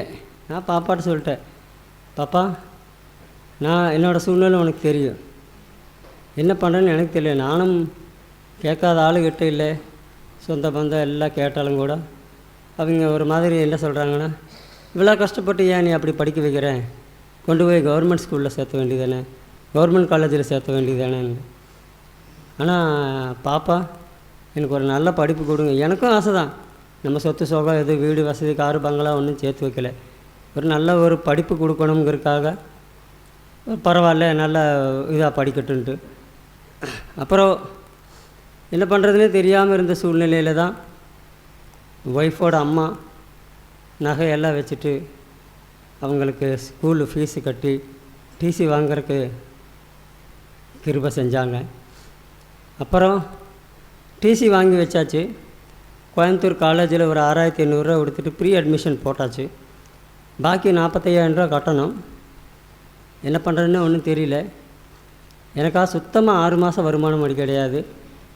வீட்லேயும் பட்டினி இல்லை, ஆனாலும் 10 கிலோ அரிசி இருக்கிற இடத்துல 2 கிலோ 1,5 கிலோ 1 கிலோ 1/2 கிலோ காய்கறி வாங்குகிற இடத்துல 50 கிராம் 100 கிராம் இப்படித்தான் வாழ்க்கை போயிட்டுருந்துச்சு. ஆண்டவர் எங்களை பட்டினி போடல, நடத்திட்டு தான் வந்துட்டு இருந்தார். அப்படி ஒரு சூழ்நிலையில் நான் பாப்பாவை ஒரு நாள் உட்கார வச்சு, பாப்பா இது பேசாமல் இந்த வருஷம் நீங்கள் டிஸ்கண்டினியூ பண்ணிடு, இப்போ அப்பானால் ஒன்றும் பண்ண முடியாது, நான் இப்படி ஒரு சூழ்நிலை இருக்கிறேன், நான் எப்போ வேலைக்கு போய் நல்லா இது பண்ணி 6 மாதம் ஆச்சு வேலைக்கு, இனி நான் எப்போ வேலைக்கு போய் ஒழுக்கமாக வேலை செய்வேன்னு என்னால் சொல்லவும் முடியாது. ஒரு பிரச்சனை போனால் ஒரு பிரச்சனை சொல்கிறாங்க, இன்னொரு டாக்டர்கிட்ட போனால் இன்னொன்று சொல்கிறாங்க. லாஸ்ட்டில் நான் சொன்னேன், ஆண்டவர் கையில் கொடுத்துட்டேன், நீங்கள் நடத்திக்கோங்கப்பா, என்னால் முடியாது, எனக்கு என்ன ஆனாலும் சரி நான் இன்னி டாக்டர்கிட்ட எல்லாம் போக மாட்டேன், போகிறக்கு காசும் இல்லை ஒன்றும் இல்லை, நீங்கள் தான் நடத்தணும்னு சொல்லிவிட்டு அவர் கையில் ஒப்படைச்சிட்டு விட்டுட்டு நான். அப்புறம் பாப்பா அந்த மாதிரி பேசாமல் அடுத்த வருஷம் நம்ம டிஸ்கண்டினியூ பண்ணிவிட்டு அடுத்த வருஷம் காலேஜில் சேர்த்துக்கலாம் பாப்பான்னு. அப்போ அழுதுகிட்டே சொன்னான், காலேஜ் படிக்கிறதுக்கு தான் கேட்குறேன், வேறு என்ன நான் உங்கள்கிட்ட கேட்குறேன், படிப்புக்கு கூட படித்து இது வர மாட்டேங்கிறீங்க அப்படின்னு. இந்த தகப்பங்கிட்ட என் புள்ள அப்படி ஒரு கேள்வி கேட்டுச்சு. ஆனால் இந்த தகப்பன் அதுக்கு பதில் சொல்ல முடியல. ஆனால் அந்த தகப்பன் சொன்னார், அன்றைக்கி சாயந்தரம் என்னோடய மகன் பேரில் ஒரு ஆன்லைன் லோன் ஒன்று வந்துச்சு, 30,000 ரூபா. இவன் சொல்கிறான், ஆனால் தண்ணிக்கு நைட்டு மகன் கூப்பிட்றான், அம்மா இந்த மாதிரி ஒரு லோனு, ஆல்ரெடி ஆன்லைன் லோன் இருக்குது, எனக்கே வந்து ஆன்லைன் லோன் இருக்குது, மாதம் 5ஆம் தேதிக்குள்ளே 15,000 ரூபா லோன் கட்டணும் ஆன்லைன் லோனில். அப்புறம் இன்னொன்று பார்த்திங்கன்னா, இந்த 6 மாதம் எப்படித்தான் அந்த லோன் கட்டணுன்னு எனக்கே தெரியல. ஆனால் இந்த ஒவ்வொரு லோன் வாங்கும்போது அதில் ஒரு நன்றி காணிக்க மாதிரி நான் பாஸ்ட்டுக்கு அனுப்பிச்சி விடுவேன். அதனால் என்னோடய கடனை என் தகப்பன் ஏற்றுக்கிட்டார். வருமானமே இல்லை, ஆனால் அதை கட்டுறதுக்கு ஒரு மாதம் 5ஆம் தேதிக்குள்ளே அந்த கடன் எல்லாம் ஆன்லைன் லோன் நல்லா கட்டுறதுக்கு கிருபை செஞ்சார். அப்புறம் அப்படி ஒரு சூழ்நிலை நைட்டு கூப்பிட்றான் மகன், இந்த மாதிரி ஒரு 30,000 ரூபா லோன் சேங்ஷன் ஆகிருக்கு அப்படின்ட்டு. காலையில் கூப்பிட்டான், மறுபடியும் கூப்பிட்டு இந்த மாதிரி அவனுக்கு ஒரு லோன் கட்ட வேண்டியது, அதில் 5,000 ரூபா எடுத்துகிட்டு பாக்கி 20,000 ரூபா 25,000 ரூபா அனுப்பிச்சி விட்டான். அதை எடுத்துகிட்டு காலேஜ் போகலாம், காலேஜுக்கு போகிறக்கு மட்டும்தான் ஃபீஸ் கட்டுறதுக்கு மட்டும்தான் இருக்குது, 45,000 கட்டணும், ஆனால் போகிறக்கு காசு கிடையாது. அப்போ நான் எங்கள் ஓனர் வந்து கேரளாவிலேருந்து வந்து விடும்போது நான் 2 லாட்ரி வாங்கியிருந்தேன். 2 லாட்ரி வாங்கினேன். அதில் வரும்போது 2 லாட்ரிக்கு ஒரு 100 ரூபா அடிச்சுது. அந்த 100 ரூபா வச்சு மறுபடியும் ஒரு 2 லாட்ரி வாங்கிட்டு தான் ஊருக்கே வந்தேன். நான் ஊருக்கு வரும்போது லாட்ரி வாங்கிட்டு வருவேன். என்ன பண்ணுறேன்னு தெரியல. ஆனால் தண்ணிக்கு இப்போ காலையில் மாமா என்ன மாமா இப்படி வீட்டில் ரொம்ப சிரமமாக இருக்குது. நான் எங்கேயாவது வேலைக்கு போகலான்னு பார்த்தோம்னா அதுவும் முடியல. என்ன இப்படி ஒரு கஷ்டமான ஒரு சூழ்நிலை. எங்கேயாவது வேலைக்கு போயிருந்தாலும் கூட எனக்கு ஒரு வருமானம் வருமல்ல. இப்படி வீட்டில் ரொம்ப ஒரு மாதிரி பட்டினி இல்லை, இருந்தாலும் ரொம்ப ட்ரை பொசிஷனில் ஆகிட்டோமே அப்படின்னு சொல்லிட்டு அழுதா. சரி என்ன பண்ணுறதுன்னு பார்க்கலான்ட்டு 2 மணிக்கு லாட்ரி பார்த்தேன். அதில் ஒரு 5000 ரூபா ப்ரைஸ் வந்துச்சு. அந்த காசை வச்சுட்டு காலேஜ் போயிட்டு போக்குவரத்து செலவு, வீட்டுக்கு கொஞ்சம் ஜாமானம் எல்லாம் வாங்கி போட்டு காலேஜுக்கு போயிட்டு அட்மிஷன் கன்ஃபார்ம் ஆக்கிட்டு வந்துட்டேன். வந்தாச்சு. இங்கே வர்றதுக்கு வந்து பார்த்திங்கன்னா 6 மாதமாக பயங்கர போராட்டம். வரவே முடியல. எப்படின்னு கேட்டிங்கன்னா, காசு இருந்தால் நான் இங்கே வர்றதுக்கு 1 மாதத்துக்கு முன்னாலேயே ட்ரெயின் புக் பண்ணணும். இங்கே வர்றதுன்னா 1 மாதத்துக்கு முன்னாடி ட்ரெயின் புக் பண்ணணும். ட்ரெயின் புக் பண்ணுற காசு இருக்கும், ஆனால் ட்ரெயின் டிக்கெட் இருக்காது. டிக்கெட்டும் இருக்கும், காசு இருக்கும். நான் ஆஸ்பத்திரியில் இருப்பேன். இது எல்லாம் ரெடியாக இருந்தால் போக முடியாத ஒரு சூழ்நிலை. ஆனால் இப்போது நாங்கள் 4 பேர் குடும்பமாக இங்கே வர்றதுக்கு ஆண்டவர் கிருபை செஞ்சார். பாஸ்டிங் ப்ரேயரில் கலந்துக்கிறதுக்கும் ஆராதனை கூட்டத்தில் கலந்துக்கிறதுக்கு கிருபை செய்தார். என் மகன் இன்றைக்கி கலந்துக்க முடியல. அவன் வேறு தவிர்க்க முடியாத ஒரு அர்ஜென்ட்டுனால போயிட்டான். அவன் வர்றதுக்கு முன்னாலும் கூட நான் வரமாட்டேன், எனக்கு லீவ் இல்லை, அது ஏதோ கம்ப்யூட்டர் கிளாஸு நடக்குது, ட்ரைனிங் இருக்குது, விடமாட்டாங்கன்னு சொல்லிட்டு இருந்தான். அப்போ இவன் சொன்னான், வேலையே போனாலும் சரி நீ வர்ற சொல்லிட்டு வா, அப்புறம் பார்த்துக்கலான்ட்டார். அவனும் சொன்னான் லீவு, அவங்க ஒத்துக்க மாட்டேன்ட்டாங்க. வந்துட்டான். வேலையே போனாலும் சரி. எனக்கும் கூட பயமாக இருந்துச்சு, நான் வேலையில்லாமல் இருக்கிறேன், அவனும் வேலை இல்லைன்னா இந்த 6 மாதமாக குடும்பத்தை தாங்கி எல்லா செலவுகளையும் பார்த்துட்டு போகிறது. அவனுக்கு சிறிய வருமானம் தான், இருந்தாலும் அவன் தாங்கிட்டு எல்லா பாப்பாவுக்கு தேவையாக சின்ன சின்ன தேவைகள், குடும்பத்துக்கு ஏதாவது 6 மாதமாக அவன் தான் பார்த்துட்ருக்கிறான். அதுக்கப்புறம் இங்கே வரலான்ட்டு எல்லாம் ரெடி பண்ணியாச்சு. சரி புக் பண்ணியாச்சு, காசு இருக்குது, நீ செலவுக்கு தானேன்ட்டு. அப்போ நான் என்ன பண்ணேன், எங்கிட்ட வெறும் 900 ரூபா தான் காசு இருந்துச்சு அக்கௌண்ட்டில், அவ்வளோதான். 900 ரூபா காசு வச்சுட்டு பஸ் ஏறியாச்சு. அதில் 400 ரூபா செலவாகி போச்சு. பாக்கி 500 ரூபா இருக்குது. 500 ரூபா இருந்துட்டு என்ன பண்ணுறது, எப்படி போகிறது? இங்கே நம்ம ரூம் எடுத்துருக்குறோம், போக்குவரத்துக்கு ஓகே, ட்ரெயின் புக் பண்ணியாச்சு. சாப்பாட்டுக்கு என்ன பண்ணுறதுன்னு தெரியாமல் இருந்தோம். நேற்றுக்கு பார்த்தா திடீர்னு ஒரு பையன்கிட்ட சொல்லும்போது, ஏதாவது ஒரு சின்ன லோனுக்கான ஏதாவது வருமானு பாரு அப்படின்னு பார்த்தேன். அது ஒரு 3000 ரூபா கிடச்சிது. 3000 ரூபா தான் நேற்றுக்கு கிடச்சிது. அதில் சின்னதாக ஒரு நன்றி காணிக்கை கொடுத்துட்டு இப்படி நாங்கள் இருக்கிறோம். 6 மாதம் ஒன்றுமே இல்லை, ஜீரோவாக இருந்தோம். ஆனால் அந்த ஜீரோவாக இருந்த எங்களே கிருபையாய் எங்கள் அப்பா நடத்திட்டு வர்றாரு. அவருக்கு கோடி கோடி கோடி கோடி ஸ்தோத்திரம், நன்றி. கர்த்தருக்கு ஸ்தோத்திரம். இந்த இடத்துல வந்து எங்களை சாட்சியாக நடத்தின தேவாதி தேவனுக்கு ஸ்தோத்திரம். எப்போ ஆண்டவருக்குள்ளே 5 வருஷமாச்சு ஆண்டவருக்குள்ளே வந்து ஒரு நாள் கூட ஆண்டவர்கிட்ட விட்டு விசுவாசத்தோடு இருக்க, ஒரு ஆஸ்பத்திரி போகணுன்னு கூட எனக்கு தெரியாது. நான் வீட்டிலேருந்து ஜெபம் பண்ணிகிட்டே இருப்பேன். தெரியாமல் போயிட்டாருங்க ஏசப்பா, நான் உங்களை மாத்திரம்தான் நம்பி இருக்கிறேன். இப்போ கூட கடைசி தடவை கூட டாக்டர்கிட்ட போகிறேன். அவர் டாக்டர்கிட்ட போகக்கூடாது ஏசப்பா, மகத்துவர், நீங்கள் மரித்தவர் உயிரோடு எழுப்புகின்ற தெய்வம் அல்லவா. லாசர் அழுகிய நிலையில் மரித்தவர் உயிரோடு எழுப்பிய தெய்வம் நீங்கள்.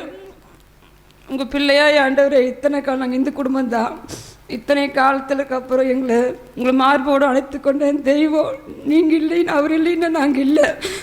ஒரு நாள் கூட நான் விசுவாசத்தில் இன்னி வைராக்கியமாக வாஞ்சி இருப்பேன் ஆண்டவருக்குள்ளே. நான் நீ ஆண்டவருக்கு வாய் வழியாக தான் சொல்லிகிட்டு இருக்கேன், செய்கை வழியாக அவர் மேலே எவ்வளோ அன்பு வைத்திருக்கேன்னு எண்ணி நான் காமிக்கல. நிச்சயமாக நான் அவர் மேலே எவ்வளோ அன்பு வைத்திருக்கேன்னு செய்கையின் மூலிமா, நடத்தையின் மூலிமா அவருக்கு நான் நிச்சயமாக காண்பேன். இந்த குடும்பத்தை நல்ல பிள்ளைகளை, நல்ல கணவரை, நல்ல எனக்கு கொடுத்துருக்கார் ஆண்டவர். ஒரு பொழுதும் அவர் தனியாக இருக்கார், பையன் ஒரு பக்கம் இருக்கான், ஆளுக்கு ஒரு பக்கம் தானே. என் தேவன் தான் என் கூட இருந்து ஒவ்வொரு நொடி பொழுதும் என் தேவன், என் அன்பான ஏசப்பா என் கூடவே இருக்கார். தாய் தந்தை விட்டார், சொந்த பந்தம் எல்லாம் கைவிட்டாலும் சில நேரம் இவரே ஏதாவது பேசினா கூட என் தேவன் என் கூட இருந்து என்னைய மார்போடு அணைத்து கொண்டு ஆற்றி தேற்றி என்னை ஒவ்வொரு நாளும் என்னைய இப்போ கூட வரமாட்டேன்னு சொல்லி இவர் கடைசி நேரத்துக்கு கூட வரமாட்டேன்னு சொன்னார். வந்தே தான் ஆகணும், இந்த இடத்துல வந்தே தான் ஆகணும், இந்த பரிசுத்த தேவாலயத்தில் கால் வச்சே தான் ஆகணும்னு சொல்லி கூட்டிகிட்டு வந்தேன். இன்னும் ஆஸ்பத்திரிக்கு போகக்கூடாது, நான் கட்டளை போட்டுருக்கேன், ஆஸ்பத்திரிக்கு அது தெரியாமல் போயிட்டார். ஏசப்பா மன்னிச்சுக்குங்க, நான் எதுக்குமே ஆஸ்பத்திரி பக்கம் நான் போகவே மாட்டேன். ஏசப்பா எத்தனையோ கடன் பிரச்சனையிலேருந்து அவமானங்கள் நிந்தையிலேருந்து என் தேவன் தூக்கி எடுத்துட்டு எத்தனையோ கடன்கள் தள்ளுபடி பண்ணியிருக்காரு. அதெல்லாம் சொல்லவே முடியாது. வருஷம் ஃபுல்லாக சொல்ல ஒவ்வொரு நாளும் இப்போ கூட 6000 ரூபா வாடகைக்கு தான் நாங்கள் இருக்கிறோம். அது மிகப்பெரிய விஷயம். எங்களுக்குள்ள ஒரு நேரம் வாடகைக்கு கூட கொடுக்காம அவமானப்பட்டிருக்கிறோம். ஜாமான்லாம் கட்டி வச்சுட்டு வெளியில் தூக்கி போட்டுருவோம், பூட்டிகிட்டு போய் எத்தனையோ அவமானங்கள் கடன்கள் நாங்கள் பட்டிருக்கோம். ஆனால் தேவனை எப்போ நான் முழுமையாக நம்பி ஏற்றுக்கொண்டனோ ஒவ்வொரு நிமிஷம் எனக்கு அற்புதமாக தான் என் தேவன் வழி நடத்துகிறாரு. இனி என் பிள்ளைகளும் ஆண்டவருக்குள்ளே வழி நடந்து ஆண்டவருக்கு உண்மையாக உத்தமமாக இந்த குடும்பம் ஆண்டவர் வரும் வரை ஜீவித்து நாங்கள் இருக்கணும்னு ஆசைப்படுறோம். ஏசப்பா சித்தத்தின்படி அவர் செய்யட்டும். ஒரு நாள் அவர் எந்த சோதனையை சகிக்கிறவர் பாக்கியவான் என்று எழுதியிருக்குது வேதத்தில். நாங்கள் நிச்சயமாய் எந்த நேரத்திலும் ஆண்டவர் காலை பிடித்திட்டுருக்கு, அவர் காலில் இழுத்து கொண்டு போகட்டும், என்ன நடத்துகிறாரோ நடத்தட்டும். ஒரு நாளும் ஆண்டவரை விட்டுட்டு நான் போக மாட்டேன். எல்லாமே தெய்வந்தான். முதல்ல ஆண்டவர் தான், ஆண்டவருக்கு அப்புறம் தான் பிள்ளைகள் எல்லாம். தாய் இந்த உலகத்தில் படைத்தவர் மாத்திரம்தான், கணவர் இந்த உலகத்தில் அவராக பார்த்து தான் விழாயிலும் வந்து ஏற்படுத்தின துணை எனக்கு கொடுத்துருக்காரு. நல்ல கணவர் நல்ல பிள்ளைகளை கொடுத்தேன். தேவாதி தேவனுக்கு கோடான கோட நன்றியப்பா. ஏசப்பா மேலே அன்பு வைத்து எப்படியெல்லாம் அவர் சித்தத்தின்படி வாழ வைக்கிறாரோ வாழ வைக்கிட்டு அவருக்கு உண்மையாக உத்தமமான இந்த பிள்ளை அடுத்து ஒரு அற்புத அதிசயமான சாட்சியாக என்னை நிறுத்துவேன் விசுவாசிக்கிறேன். இயேசு நாமத்தில் ஜெபிக்கிறேன். நல்ல பிதாவே, ஆமென் ஆமென். பாஸ்டர் ஐயாக்காக நன்றி செலுத்துகிறேன். பேர்பட்ட பாஸ்டர் ஐயா நம்ம கொடுத்ததுக்கு இந்த தேவாதி தேவனுக்கு நன்றி செலுத்துகிறேன். இவர் இல்லைன்னா இப்படியெல்லாம் இருக்கணும் எங்களுக்கு தெரியாது. எப்போ ஜீவ ஒளி தொலைக்காட்சி பார்க்கும்படிக்கு என் தேவன் கிருபை செய்தார். எப்படியெல்லாம் வாழணும் என்று நமக்கு கற்றுக் கொடுத்துட்ருக்குறாங்க.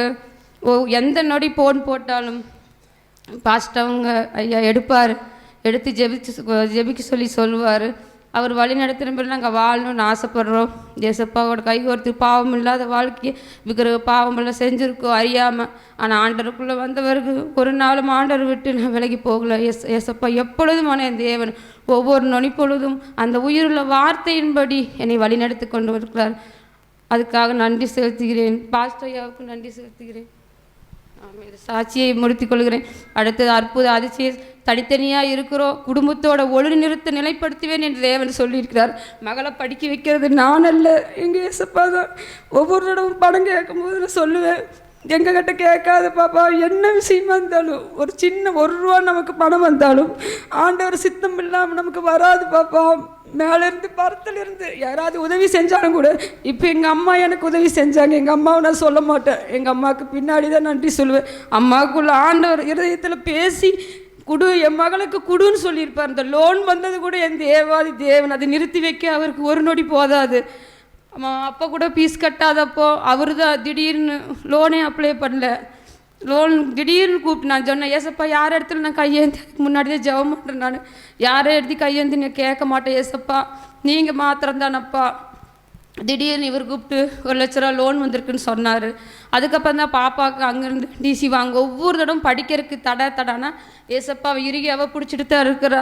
இனி ஆவிக்குரிய பிள்ளையா வளரணும், ஆண்டவர் கை ஒருத்தர் நடக்கணும். ஒரு நொடி பொழுது என் தேவன் எங்களை விட்டு விலக மாட்டார். எங்கே போனாலும் அவர் பாதத்திலேயே தான் நாங்கள் இருக்கிறோம். அவர் பாதத்தை இறுகி பிடிச்சிட்டு இருக்கிறோம். அவர் தள்ளி விட்டாலும் நாங்கள் பாதத்தை விட மாட்டோம். ஏசப்பா பாதத்தை நான் விட மாட்டேன். எனக்கு எல்லாம் அவரு தான். இந்த குடும்பத்தை கொடுத்தது என் தேவன் தான். ஒவ்வொரு நொடி பொழுதும் என் தேவர் எனக்கு நடத்தி கொண்டு தான். ஆனால் எங்களுக்கு ஒன்றுமே இல்லைனாலும் என் தேவன் சமாதானமாக வைத்திருக்கிறார். என் தேவன் எப்பேற்பட்ட தேவன் எனக்கு கிடைத்ததுக்கு இந்த பாஸ்டர் ஐயாவும் எங்களுக்கு காண்பித்த ஜீவ ஒளி மூலியமாக அது அவரோட கிருபை தான். நான் இந்த டிவி பார்க்கலைன்னா எனக்கு தெரியாது.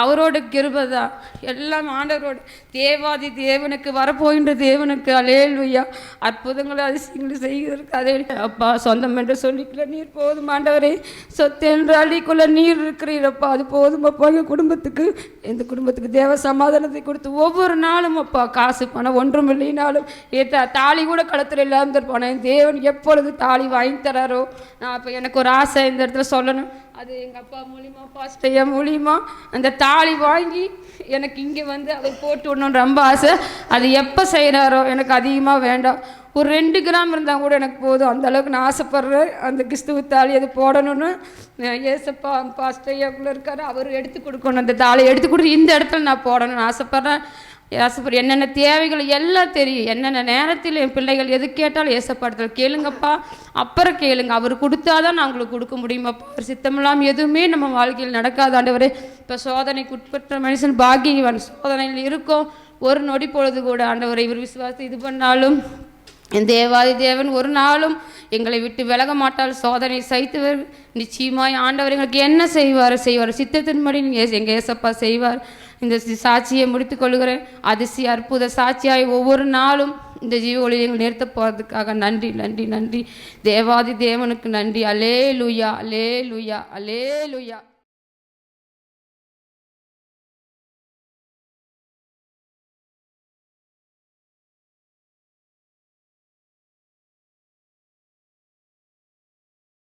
கர்த்தருடைய பெரிதான நாமத்துக்கு ஸ்தோத்திரம். நாங்கள் ஈரோடு மாவட்டத்துலேருந்து வரேன். என் பேர் இந்திரா. எங்கள் போன வருஷம் 1வது மாதம் எங்கள் ஜேசிபி எடுக்கலான்னு ஆசைப்பட்டு அப்பாட்ட ஜெபம் பண்ணோம். சரி அப்பா எடுக்க சொன்னாங்க. எடுத்துக்கலான்ட்டு நாங்கள் ஜெபம் பண்ணி கேட்கும்போது புது வண்டியே எடுத்துக்கலாம், பழசு எடுத்தால் அடிக்கடி ரிப்பேர் ஆகும்னு சொல்லிட்டு புது வண்டியே எடுக்கலான்ட்டு புது வண்டி எடுத்தோம். அது 34 லட்சம். 10 லட்ச ரூபா கட்டிட்டு மீதி டியூ போட்டோம். மாதம் 60,000 கட்ட சொல்லி அது கொஞ்சம் எங்கள் அப்பாவுக்கு உடம்பு சரியில்லாதனால அவளுக்கு ஒரு 13 லட்ச ரூபாய் செலவாச்சு. அதனால் அந்த டியூ கட்ட முடியாமல் போயிடுச்சு. அதனால சரி அந்த வண்டி விற்றலாம், இல்லை கடன் ஓவராக இருக்குது, வண்டி விற்று கடனை கட்டிடலான்னு சொல்லிட்டு போன மாதத்தில் வண்டி விற்க அட்வான்ஸ் ஒரு 4 லட்ச ரூபா வாங்கியிருந்தாங்க. வண்டிக்காரரும் சரி வாங்கிக்கிறேன்னு சொல்லி அந்த வண்டியை 4 லட்ச ரூபா கொடுத்துட்டு எடுத்துகிட்டு போயிட்டாங்க. இவங்களும் அந்த 4 லட்சத்தை வாங்கி அவசரமாக கடன்காரருக்கு கொடுத்துட்டாங்க. அதுக்கப்புறம் வண்டி இல்லாமல் இந்த 1 மாதமாக ஓட்டுறதுக்கு ஃபோன் பண்ணாங்கனாலும் பக்கத்து இருக்கிற வண்டியும் தெரிஞ்சவங்க வண்டியும் அனுப்பிவிட்டு 1 மாதமாக மருமகன் வீட்டிலே இருந்தாப்படி. அப்புறம் என்ன செய்யறதுன்னு தெரியாமல் நாங்கள் போன மாதம் வந்த உபவாச கூட்டத்தில் அப்பாட்ட சொன்னோம், அப்பா இப்படி வண்டியை விற்றுட்டாங்கப்பா, இது நம்ம என்ன பண்ணுறதுன்னு. சரி வாங்கி கொடுத்த வண்டியை அது காக்க தெரியாமல் விற்றுட்டாங்க, வாங்கி கொடுத்தாருலாண்டவரே அதை வச்சுருக்கணுமில்ல, அதை கடை பாதுகாக்க தெரியாமல் விற்றா என்ன பண்ண முடியும், சரி சிஸ்டர் ஜெபம் பண்ணிக்கிறேன்னு சொல்லிட்டாங்க. சரிங்கப்பான்னு சொல்லிவிட்டு நாங்களும் போயிட்டோம். அப்புறம் வீட்டுக்கு போனதுக்கப்புறம் 1 வாரமாக எனக்கு சரியாக சாப்பிட முடியல, தூங்க முடியல. இப்படி அப்பா வாங்கி கொடுத்த வண்டி தேவ சித்தத்தோடு தான் நம்ம வாங்கணுமே, இந்த வண்டி காக்க தெரியாமல் இப்படி விற்றுட்டாங்களே, நீ எப்படி திரும்ப நாம் அது மாதிரி 34 லட்சம் போட்டு நம்மளால் வாங்க முடியுமா, ஆமாம் என்ன பண்ணுறதுன்னு தெரியலேன்னு சொல்லிட்டு சரி நம்ம தேவனுடைய பாதத்தில் வைப்போம் அப்படின்னு நான் ஜெபம் பண்ணிட்டு ஜபத்திலேயே இருந்தேன். அப்பா அது நீங்கள் வாங்கி கொடுத்த வண்டி, நாங்கள் எங்கள் சுயத்தினால் வாங்கியிருந்தால் அந்த வண்டி போகட்டும், அப்பா அது உங்கள் சித்தத்தினால் வாங்கியிருந்தால் அந்த வண்டி எங்களுக்கு தங்கட்டும், அப்பா எங்களுக்கு ஒன்றும் தெரியாது சுவாமி, நீங்கள் வாங்கி கொடுத்தீங்கப்பா, அதை பாதுகாக்க தெரியாமல் இப்படி கடன் ஓவராக இருக்கிறதுனால விற்கிறதுன்னு சொல்கிறாங்க சுவாமி. ஆண்டவரே உங்களுக்கு சித்தமாக இருந்தால் அந்த வண்டியை காத்து கொடுங்க, உங்களுக்கு சித்தம் இல்லைன்னா உங்களுடைய சித்தத்தின் வண்டி அந்த வண்டியை நடத்துங்க அப்படின்னு ஜெபம் பண்ணிவிட்டு நான் 1 வாரமாக இருந்தேன். அப்புறம் 4 நாள் 5 நாள் கழித்து அந்த வண்டிக்காரங்களே நீங்கள் வண்டி எடுத்துகிட்டு போயிருங்க, எங்களுக்கு வண்டி வேண்டாம் அப்படின்னு சொல்லிட்டாங்க. அப்படின்னு சொன்னோன்னே அப்போ நான் சரின்ட்டு நன்றி சொல்லி ஜெபம் பண்ணேன். ஏசப்பா அந்த வண்டிக்கார் வேணான்னு சொல்லிட்டாங்க, ஏசப்பா இது உங்களுக்கு சித்தம் இல்லை, அந்த வண்டி மீட்டு கொடுத்தீங்க நன்றி சுவாமி அப்படின்னு சொல்லி ஜெபம் பண்ணிகிட்டே இருந்தேன். அப்புறம் என்ன கழிச்சு அவங்க என்னங்க 1 லட்ச ரூபா கொடுத்துட்டு எடுத்துகிட்டு போங்க, அப்புறம் மறுபடியும் கொஞ்சம் கொஞ்சமாக கொடுங்க அப்படின்னு சொன்னாங்க. சரின்னு ஸ்டேஷன்லேயும் கம்ப்ளைண்ட் கொடுத்துனாங்க. அவங்களும் சரி இருக்கிற காசு கொடுத்துட்டு வண்டி எடுத்துகிட்டு போய் ஓட்டுங்க, மறுபடியும் கொஞ்சம் கொஞ்சமாக கொடுத்துருன்னு சொன்னாங்க. சரி என்ன பண்ணுறது, அதுக்கு 1 லட்ச ரூபா 2 லட்ச ரூபாயாவது கொடுக்கணும், 4 லட்சத்துக்கு ஒரு பாதியாவது கொடுங்கன்னு சொன்னாங்க. அதுக்கு என்ன பண்ணுறதுன்னு தெரியாத ஜெபம் பண்ணிவிட்டு அப்பாட்டையும் ஃபோன் பண்ணி ஜெபம் பண்ணிட்டேன். சரி சிஸ்டர் ஜெபத்தில் வைக்கிறேன்னு சொன்னாங்க. சரிங்க பண்ணிட்டு அப்போ நான் ஜெபம் பண்ணிவிட்டு அந்த ஏசப்பா எப்படியாவது ஏதோ ஒரு இடத்துல சாமி இப்போ எங்களுக்கு பணம் கிடைக்க உதவி செய்யுங்க, நாங்களும் கொடுத்த உதவி எங்ககிட்ட எதுவும் இல்லை, அப்பா நீங்கள் தான் எங்களுக்கு தோணை, ஏதோ ஒரு இடத்துல மறுமூணுக்கு பணம் கிடைக்க உதவி செய்யுங்க ஆண்டவரேன்னு ஜெபம் பண்ணிவிட்டு இந்த 2-3 நாளாக ஜெபம் பண்ணேன். அப்புறம் 3ஆவது நாள் அவங்க கூட வேலை செய்கிற பையன் சரி சங்கரு நீ அழுவாத, நான் என் வண்டி வச்சு உனக்கு நான் பணம் வாங்கி தரேன் 4 லட்சம் நீ வந்து எனக்கு கொஞ்சம் கொஞ்சமாக கொடுத்துரு அப்படின்னு சொல்லி அந்த பையன் கூட்டிகிட்டு போய் அந்த பையனுடைய வண்டி புக்கை வச்சு 4 லட்ச ரூபா கொடுத்து இந்த வண்டிக்காரர் கொண்டு கொடுத்துட்டு வண்டி எடுத்துகிட்டு வந்து இப்போ 1 மாதம் ஓட்டிகிட்டு இருக்கிறாங்க. இப்போ கொஞ்சம் கொஞ்சமாக அந்த பையனை அடைக்க சொல்லியிருக்குது. இப்போ வண்டி டிவியும் கொஞ்சம் கொஞ்சமாக ஓட்டி வண்டியை கட்டிகிட்டு இருக்கிறாங்க. ஆண்டவர் வண்டி மீட்டு கொடுத்த ஏசப்பாவுக்கு நன்றி. அப்புறம் எங்கள் போன மாதம் நாங்கள் இங்கே உபாஸ் கூட்டத்துக்கு வந்தபோது எங்கள் பையன்தான் வீட்டில் இருந்தான். நாங்கள் 2 வண்டியும் எங்கள் வண்டியும் அந்த அன்றைக்கி ரிப்பேருன்னு விட்டுட்டு வந்துட்டோம். பஸ்ஸுக்கு தான் வந்து ட்ரெயின் ஏறினோம். எங்கள் பையன் வண்டியும் வீட்டில் இருந்துச்சு. அவனுக்கு 2 லட்ச ரூபா கட்டி தான் அந்த பாத்துக்கோல் பைக்கு எடுத்து கொடுத்தான். சரி வந்து ஜென்மபாவை கழுவுறதுக்கு எங்களுக்கு அது கொஞ்சம் பத்தாமல் இருந்துச்சு. சரி அவனுடைய ஜென்மபாவை கழுவுறது தான் நம்ம தாயினுடைய கடமை. அப்போ வந்து நீங்கள் செய்யுங்க சிஸ்டர்னு சொன்னாங்க. சரிங்கப்பா, அவனை கேட்க கொடுக்க மாட்டான், நாங்களே அது செய்யறதுன்னு சொல்லி ஜென்மபாவை கழுவுறதுக்கு 2000 புக்கு அடிக்க சொன்னார். 1000 புக்கு அடிக்கிறதுக்கு நாங்கள் அனுப்பிச்சி வச்சிட்டோம். மறுபடியும் 1000 புக்கு பணம் பத்தலை. யார்கிட்ட போய் கடன் கேட்குறேன்னு சொல்லிட்டு சரி வண்டி புக்கு இருக்குதுல்ல கொண்டு வச்சு வாங்கி நம்ம அதை அனுப்பிச்சிடலாம் ஆண்டருக்கு அப்படின்னு சொல்லிட்டு கொண்டுட்டு போனோம். அங்கே போனோன்னே உங்கள் பையன் பேரில் இருக்கிற வண்டி உங்கள் பையன் வந்து தான் கையெழுத்து போடணும் அப்படின்னு சொன்னாங்க. நாங்கள் தாங்கப்பா வாங்கி கொடுத்தோம், நீங்கள் கொடுங்கண்ணா, நீங்கள் வாங்கி கொடுத்தாலும் அவன் வந்து கையெழுத்து போடணும் அப்படின்னு சொன்னாங்க. இவனை போய் கூப்பிட்டா வரமாட்டான்னு சொன்னால் இதெல்லாம் சொன்னாலும் அவனுக்கு புரியாது, என்ன பண்ணுறதுன்னு தெரியாமல் இப்போ எங்கள் பாப்பாட்டு சொன்னேன், நான் எப்படியாவது கூட்டிகிட்டு வரமா அவன் அப்படின்னு சொல்லி எங்கள் பாப்பா அவன் கூட்டிகிட்டு வந்துச்சு. எங்கள் பாப்பாவுக்கு வாங்குற மாதிரியே கூட்டிகிட்டு வந்து அப்புறம் அவனே கையெழுத்து போட்டு 1 லட்ச ரூபா வாங்கி கொடுத்தான். நாங்கள் வாங்கிட்டு வரக்கு 4 மணி ஆயிடுச்சு. அவனை பேசி சரி வண்டி அங்கே போய் எல்லாம் வாங்கிட்டு வரக்கு 4 மணிக்கு மேலே பேங்கில் அக்கௌண்ட்டில் போடலான்னா அப்போ வந்து அக்கௌண்ட்லேயும் அனுப்பிச்சி விட்டுன்னு சிஸ்டர் சொன்னாங்க. சரின்னு நம்ம கையில் ஒன்று கூட அக்கௌண்ட்டில் அனுப்பலான்னு பேங்கில் போய் போட்டோம். அதில் 1 ரூபாய்க்காட நாங்கள் டீயும் காடை எங்கள் பாப்பா காடை பசிக்குதுமோ டீ வாங்கிக்கணும், அதில் எடுக்கக்கூடாது வாப்பா, நம்ம காசில் வாங்கிக்கலாம், வீட்டுக்கு போய் குடிச்சிக்கலாம், நம்ம இதை அப்படியே ஆண்டவருக்கு அனுப்பிச்சிடலாம், நம்ம டீ குடிக்கிறதா சாப்பிட்றதா எடுக்கக்கூடாது அந்த காசில், இது ஆண்டவருக்குன்னு வாங்கிக்கிறேன்னு சொன்னால் சரிம்மா அப்படின்ட்டான். நாங்கள் காலேருந்து 4 மணி வரைக்கும் ஒரு டீ கார்டு குடிக்காங்க. எங்கள் பாப்பாவுக்கு ஒரு டீ கார்டு நான் வாங்கி கொடுக்கல. அப்படியே அவளை வீட்டுக்கே கூப்பிட்டு வந்து வீட்டில் தான் டீ வச்சு கொடுத்தா. அப்படி அந்த காசை நாங்கள் அனுப்பிச்சி விட்டோம். அனுப்பி அப்போவே சரின்னு ஜபத்தில் வச்சு ஜென்மபா கலியோஜன் சிஸ்டர் ஜபத்தில் வைக்கிறேன்னு சொல்லிட்டாங்க. சரின்னு அப்புறம் நாங்கள் வீட்டுக்கு போயிட்டு அப்புறம் போன மாதம் நாங்கள் வந்தபோது அந்த வண்டி தூக்கிட்டு போனாங்க. அவங்ககிட்ட சொன்னேன், வண்டி எடுத்துகிட்டு போயிடுவாங்கடா, எப்படியாவது மாதம் கொஞ்சம் கொஞ்சமாக பணத்தை கட்டு அப்படின்னு. நான்லாம் கட்ட மாட்டேன், நீ வாங்கி தந்ததுக்கு நான் பணம் கட்டணுமா அப்படின்னு சொன்னேன். நான் வாங்கி அதில் 1 ரூபாய்க்கு டீ கடை குடிக்கலடா, மூடி சென்மபாவத்தை கழுவுணும் அப்படின்னு. நீ ஒன்றும் கழுவு வேண்டாம், அது எனக்கு தெரியும், நான் அது உனக்கு அது புரியாது, நீ அது ஆண்டருக்குள்ளே வந்தால் தான் அது புரியும், இது கடமை, இது நான் செய்யணும், அதுக்காகத்தான் நான் வச்சேன்டா, நான் அதை வாங்கி நான் வெட்டி செலவு எதுவும் செய்யலை, ஒரு காப்பி கார்டு அதை நான் வாங்கி என் பிள்ளைக்கு கொடுக்கல, இந்த ஆண்டருக்குன்ட்டு செஞ்சது, நீ அப்படி சொல்லாத அப்படின்னு சொன்னான். சரின்னு சொல்லிவிட்டு அப்புறம் என் பையன் மாண்டேனான். அப்புறம் போன மாதம் வண்டி எடுத்துகிட்டு போங்காட்டி இங்கே வந்து அப்பாட்டு நாங்கள் சொல்லி ஜெபம் பண்ணிட்டு போனோம். அப்போ அப்படி 2 வண்டி தூக்கிட்டு போயிட்டாங்கப்பான்னு. அப்போ தான் அப்பா சாட்சி சொன்னாங்க, என் வண்டி ஒரு தடவை தூக்கிட்டு போனாங்க சிஸ்டர் அப்படின்னு சொன்னாங்க. சரின்னு அப்போ ஜெபம் பண்ணிவிட்டாங்க. சரி நாங்கள் வீட்டுக்கு போயிட்டோம். போனதுக்கப்புறம் அவன் 1 வாரமாக சாப்பிடாம என்கிட்ட ஒரே சண்டை, சம்பளம் கொடுக்க மாட்டேங்கிறேன், சாப்பிட மாட்டேங்க, என் வண்டி உன்னால் தான் போச்சு, நீ வாங்கி தின்ன கடனுக்கு என் வண்டியை தூக்கிட்டு போயிட்டாங்க, என் வண்டி வாங்கி கொடு, அப்போ தான் நான் வீட்டுக்கு வருவேன், இல்லைன்னா வீட்டுக்கு வரமாட்டேன்னு. சாயந்தரம் 8 மணி ஆனால் இவர் ஃபோன் பண்ணிக்கிட்டே இருக்கிறார், வரமாட்டேங்கிறான். அப்புறம் ஜெபம் பண்ணி எப்படியோ 9 மணி 10 மணிக்கு வீட்டுக்கு வந்தான். 10 நாளாக நைட்டு வீட்டில் சாப்பிடவே இல்லை. எனக்கு வண்டி வந்தால் தான் நான் சாப்பிடுவேன், நான் சாப்பிட மாட்டேன். அப்போ நான் 1 லட்ச ரூபா கட்டி வாங்கி கொடுக்குறதுக்கு நமக்கு இருந்தால் நான் ஏன்டா வண்டி புக்கு வைக்கிறேன், வாங்கிக்கிறேன், கொஞ்சம் கொஞ்சமாக கட்டி வாங்கி தரேன், கொஞ்சம் பொறுமையாக விற்கிறோம்னா கேட்கவே இல்லை. அப்புறம் செல்லுன்னு சொல்லி ஜெபம் பண்ணிவிட்டு இந்த ஏசப்பா நான் அந்த வண்டி புக்கு வச்சு அவனுக்கு தானப்பா நாங்கள் செலவுனா, நாங்கள் 1 ரூபா கடை வெட்டி செலவு பண்ணி ஆண்டவரே இப்படி பிடிவாதமாக இருக்கிற ஏசப்பா, எப்படியாவது மனசை மாற்றி அந்த வண்டி அவனே கட்டுட்டும், சம்பளமும் கொடுக்க மாட்டேங்கிற, அந்த சம்பளத்தை வச்சு மாதம் 20,000 சம்பளம் வாங்குறான், ஒரு 10,000 வண்டி கட்டினா 10 மாதம் கட்டினா அந்த 1 லட்ச ரூபா முடிஞ்சுது, கட்டலாமலப்பா ஒன்றுமே செய்யமானேன்னு சொல்லி ஒரு நாள் ஃபுல்லாக கடைக்கே போகாமல் உட்காந்து ஜெபம் பண்ணிக்கிட்டே இருந்தேன். அப்புறம் ஆண்டவர் வந்து நன்மை இந்த கர்த்தரை நம்பினோ செழிப்பாங்க, நீதிமொழிகள் 28-25 வசனத்தை காமிச்சிட அதை படித்தேன்.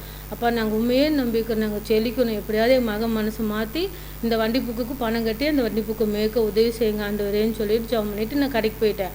அப்புறம் ஒரு 2 நாள் கழித்து வண்டிக்காரர் ஃபோன் பண்ணி நீங்கள் வண்டி வந்து எடுத்துகிட்டு போங்க, நாங்கள் எங்கிட்ட காசு இல்லை, இருக்கிறப்ப நாங்கள் எடுத்துக்கிறோம், வேண்டாம் நீங்கள் மொத்தமாக கட்ட வேண்டாம், கொஞ்சம் கொஞ்சமாக மாதம் 5,000 ரூபா கட்ட முடியுமா, நாங்கள் கட்டிடுறேங்கன்னு சொன்னேன். சரி நீங்கள் வந்து வண்டி எடுத்துகிட்டு போங்க, மாதம் 5,000 உங்கள் பையனுக்கு கட்ட சொல்லுங்கள் அப்படின்னாங்க. அவனுக்கே நீங்கள் ஃபோன் பண்ணுங்கள், நாங்கள் சொன்ன சண்டைக்கு வருவான், அப்புறம் நாங்கள் எடுத்துகிட்டு வந்துட்டு கட்டலின்னா நீங்கள் எங்கே கேட்பீங்க, நீங்கள் அவனுக்கே ஃபோன் பண்ணோன்னே அப்புறம் அவனுக்கு ஃபோன் பண்ணி ஒரு 5,000 ரூபா கட்டிட்டு எடுத்துகிட்டு போய் வைக்கிறமோ மாதம் 5,000 ரூபா நீ கட்டிடு, அவங்களும் சிரமத்தில் இருக்கிறாங்களோ, நீ சம்பளம் வாங்குறீங்களா கட்டலாமல்ல அப்படின்னு சொன்னோன்னே சரின்ட்டு போய் அவன் எப்படியும் பேரனை பேரட்டி சம்பள காசோ எப்படி பேட்டினானே தெரியல கட்டி அவன் வண்டி எடுத்துகிட்டு வந்துட்டான். இப்போ ஓட்டிகிட்டு இருக்கிற அந்த 1 வாரமாக தான் சாப்பிட்றான். அந்த ஒரு 2 வண்டியும் மீட்டு கொடுத்த ஏசப்பாவுக்கு நன்றி செலுத்துகிறோம். நன்றி ஏசப்பா.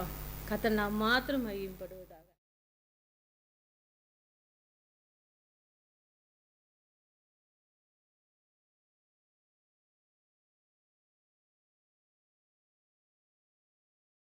என்னுடைய சாட்சி அனுப்பின என் தேவனுக்கு நான் நன்றி செலுத்துக்கிறேன். நான் நாமக்கல் மாவட்டத்திலேருந்து வரேன். எங்களுக்கு ஜெபிச்ச பிரதருக்கு சிஸ்டருக்கு நன்றி தெரிவித்துக்கிறேன். நேற்று காலையில் எங்கள் பையன் வேலைக்கு 9:30 மணிக்கு ஒரு ஃபங்க்ஷன் இருக்குன்னு சொல்லி கிளம்பி போனான். அப்போ போகிறப்போ சின்னவன் 9 மணிக்கெல்லாம் போயிட்டான் வேலைக்கு, 9:30 மணிக்கு போனான். அப்புறம் போய் கொஞ்சம் அந்த ஆற்று பாலத்துக்கிட்ட கொண்டு இப்படி கொஞ்சம் கிராஸ் ஆகி போகிறப்ப அந்த ஸ்பீடு பிரேக்கில் இவன் கொஞ்சம் இப்படி போகிறப்ப பின்னாடிக்கார ஒரு வண்டிக்காரன் ஃபோன் பேசிகிட்டே வந்திருப்பானாட்டிருக்கு. அவன் வந்து அந்த ஸ்பீடு பிரேக்கை கவனிக்காதபடிக்கு இவன் முன்னே போனவுடனே பின்னாடி வந்து அந்த வண்டியை இடிச்சிட்டான். இடித்தோடனே பையன் அப்படியே கீழே விழுந்தவுடனே கையை ஊனி அந்த கை நரம்பெல்லாம் கிராஸ் ஆகிட்டுன்னு சொல்லிட்டு அவனுக்கு அந்த இடத்துலேயே கொஞ்சம் மயக்கம் வந்த மாதிரி வந்திருக்க மாட்டிருக்கு. அப்போ அந்த கார்காரங்கிட்ட என்னை கொண்டு ஜிஹெச்சில் கொண்டு போய் விட்டுருங்க அப்படின்னு இருக்கிறான். சரின்னு சொல்லிட்டு அவன் ஜிஹெச்சுக்கு கொண்டு போய் விட்டவுடனே இன்னொரு பையன் இவனோட ஃப்ரெண்டு காரில் டாக்டரை கூட்டிகிட்டு கரூருக்கு போவான். அவன் பார்த்துருக்குறான். அவன் பார்த்தோன்னே சின்னவனுக்கு ஃபோன் போட்டு இந்த மாதிரி கார்த்திக் கீழே விழுந்துருக்குறான் அப்படின்னு சொன்னோன்னே உடனே அவன் அங்கேருந்து வந்து ஜிஹெச்சில் வந்து பார்த்துட்டு எக்ஸ்ரே எடுத்து பார்த்துட்டு மருந்தெல்லாம் கட்டி இது பண்ணி மாவு கட்டு போட்டிருக்குறாங்க. அவன் மறுபடியும் எனக்கு ஃபோன் போட்டான். ஃபோன் போட்டோடனே நான் சரி நாங்கள் வரட்டுமா அப்படின்னு கேட்டேன். இல்லைம்மா நாங்கள் வீட்டுக்கு வந்துடுது அப்படின்னு சொன்னான். வீட்டுக்கு வந்து பார்த்ததுக்கு பிற்பாடு உடனே ஆப்ரேஷன் பண்ணணும் அப்படின்னு சொன்னாங்க. நாங்கள் பிரதருக்கு ஃபோன் போட்டோம். பிரதர் சரி சிஸ்டர் ஜெபம் பண்ணிக்கிறேன் அப்படின்னு சொன்னாங்க. கொஞ்சம் மிஸ் இல்லை, ஆனால் அந்த இடத்துல ஆண்டவர் கிருபையில் என் பையன் ஆண்டவர் பாதுகாத்தார். கொஞ்சம் மிஸ் ஆயிருந்த நான் நேற்று என்ன ஆயிருக்குன்னு எனக்கு தெரியல. எவ்வளோ ஆபத்துலேருந்து ஏசப்பா எங்கள் குடும்பத்தை பாதுகாத்துருக்கிறாரு. ஆனால் பசங்க புரிஞ்சுக்க மாட்டேங்கிறாங்க. எங்களுக்கு பிரதர் ஜெபிச்சு சொன்னது பிற்பாடு எங்களுக்கு புரியுது, பசங்களுக்கு புரிய மாட்டேங்குன்னு தான் நேற்று ஆப்ரேஷன் பண்ணியிருக்கிறாங்க 8:30 மணிக்கு. அவன் அங்கே ஐசியூவில் இருக்கிறான். அன்றைக்கி 10 மணிக்கு தான் வெளியில் நார்மல் வார்டர் கொண்டு வருவான். எனக்கு ஒரே நேற்று குழப்பமாக இருந்துச்சு. என்னடா நம்ம இப்படி கிளம்பிக்கிட்டு இருக்கோமே இப்படி இருக்குது அப்படின்ட்டு. எப்படியா இருந்தாலும் நம்ம உபவாச ஜெபத்துக்கு போயிட்டு வந்துடணும் அப்படின்ட்டு நேற்று நாங்கள் 6 மணிக்கு கடவுட நாங்கள் கிளம்பி நாங்கள் வந்துட்டோம். புதன்கிழமை வேலைக்கிழமை அன்னைக்கு காலையில் நான் பாத்ரூமில் கழுவி விட்டுட்ருக்கையில் நல்லா தான் எப்பயும் போல் கழுவி விட்டுருக்குறேன். திடீர்னு கால் சட்டார்னு பிசங்கி அப்படியே கீழே விழுந்த மாதிரி அப்படி இதாகிடுச்சு. அந்த கால் ஒரு நிமிஷம் விறுவிறுன்னு எனக்கு இது பண்ண முடியல. ஆண்டவரே என்னன்னு தெரியல, கால் இப்படி வலிக்குதே அப்படின்ட்டு அந்த இடத்துல எசப்பான்னு தடை விட்டுக்கிட்டே இருந்தேன். ஒரு செகண்டில் அப்படியே அந்த பூவில் வச்ச மாதிரி எனக்கு அந்த கால் அப்படியே நார்மல் ஆகி சடார்னு அந்த இடத்துல நான் எந்திரிச்சிட்டேன். என் தேவனுக்கு நான் நன்றியை தெரிவிச்சுக்கிறேன்.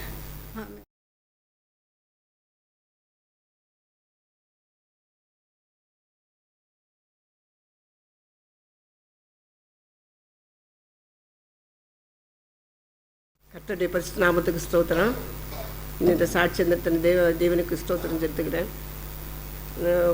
கடந்த ஆண்டு ஜூலை மாதம் விழுந்து இடுப்பில் ஒரு அடிபட்டு ரொம்ப கஷ்டப்பட்டுறேன். அப்புறம் நல்லா தான் ஜெபம் பண்ணி இது பாஸ்டர்கிட்ட சொல்லி ஜெபம் பண்ணி நல்லா இருந்தேன். இருந்தாலும் ஒரு பெயின் இருந்துட்டு முதுகில் எல்லா வேலையும் செய்யலாம். ஆனால் படுக்கும்போது பயங்கரமாக பெயின் இருக்கும். அதுவும் கடந்த பாஸ்டிங் ப்ரேயர் அந்த டைமில் ஜெபம் பண்ணிட்டு போனேன்.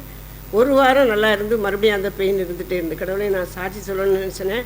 மறுபடியும் எனக்கு இப்படி இருக்குதே பெயின் அப்படின்னு நினச்சிட்டே இருந்தேன். அதுக்கப்புறம் பெயின் இருந்துகிட்டு தான் இருந்தது. போன சனிக்கிழமை டிவியிலேருந்து ஒரு எர்த்து அடித்து நான் கொஞ்சம் தூக்கி அடித்தது. என்ன யாருமே இல்லை, நான் மட்டும்தான் வீட்டில் இருக்கிறேன். டிவி வந்து ஒரு சரியாக தெரியாது, ஒரு கோடு மட்டும் தெரியும். சரி செய்தியை கேட்போம், நாட்டு நடப்பா தெரிஞ்சுக்கலாம். ஆனால் ஒரு மாதமாக எனக்கு இந்த சேனல் வரல, ஜிஓலி சேனல் வரவே இல்லை. கேபிள்காரங்கிட்ட கேட்டால் அவங்க வரும் பாருங்க அப்படின்னு. ஆனால் எனக்கு அவங்க அனுப்பலை கேபிள் சேனல். டிவி ஆன் பண்ணோன்னே இது தான் வரும், ஓம்னு ஒரு சேனல் ஒன்று போட்டு அதுதான் அனுப்பிட்டுருக்குறாங்க. அப்புறம் சரி செய்தி கேட்போம் அப்படின்ட்டு அந்த டிவியில் அந்த ஒரு கோடு மட்டும் வரும், எந்த பிக்சர் எதுவும் தெரியாது. செய்தியாவது கேட்க செய்யலாம் அப்படி தான் கேட்டுட்டு இருந்தேன் ரொம்ப நாளாக ரிப்பேர் டிவியில். நான் அந்த ஒரு ஸ்க்ரீன் ஒன்று போட்டுவிட்ருவேன், கண் ஒரு மாதிரி இருக்குமே அப்படின்ட்டு. அந்த ஸ்க்ரீனை தூக்கி போட்டு அப்படி போடும்போது டிவியில் என் கைப்பட்டுச்சு, அப்படியே தூக்கி என்னை எரிஞ்சிச்சு அந்த இதுலேருந்து எர்த்து ஆகி. அப்புறம் கர்த்தர் தான் என்னை அந்த இடத்துல வந்து என்னை பாதுகாத்தார். ஆனால் வந்து அந்த இடுப்பில் இந்த வலி கர்த்தர் எடுத்து போட்டார். இப்போ வந்து இடது பக்கம் கொஞ்சம் பெயின் இருக்குது, ஒரு சைடு ஃபுல்லாக கை காலெல்லாம் கொஞ்சம் சில டைமில் மரத்து போன மாதிரி இருக்குது அந்த எர்த்து அடித்ததுலேருந்து. இந்த கர்த்தருக்கு நன்றி செலுத்துக்கிறேன். ஆனால் நான் காலையில் எழுந்தோடனே ப்ரேயர் பல் விளக்கிட்டு நான் ப்ரேயர் ஆயில் தான் நான் ஏசுன்றதுன்னு சொல்லிவிட்டு அதுதான் 2 ட்ராப்ஸ் குடிப்பேன். காலையில் ப்ரேயர் பண்ணுவேன். ஆனால் எழுந்து பைபிள் படித்து பைபிள் படிக்க முடியாத அளவு கண்ணிலையும் ஒரு பார்வை குறைபாடு இப்போ வந்திருக்கு. ஆப்ரேஷன் பண்ண கண்ணு தான். மறுபடியும் ஹாஸ்பிட்டல் போனால் அவங்க அது திரும்பவும் ஏதோ சதை வளர்ந்துருக்கு ஏதோ பண்ணணும் அப்படின்னாங்க. அதை நான் இப்போ போகல. யாரும் கூட இருக்கிறது யாரும் இல்லை. கர்த்தர் எனக்கு அதுலேருந்து எனக்கு ஒளியை கர்த்தர் தருவான்னு நம்பிக்கையோடு இருக்கிறேன். இந்த இயேசு ரத்தம் தான் என்னை பாதுகாத்தது. அதுக்கப்புறம் தான் ஒரு காஃபி ஏதாவது குடிக்கணும்னா இது பண்ணும். அந்த ஜெபமும் இயேசுடைய ரத்தம் தான் என்ன ஜீவனோடு என்னை வைத்திருக்கிறது. கர்த்தருக்கு நன்றி செலுத்துகிறேன்.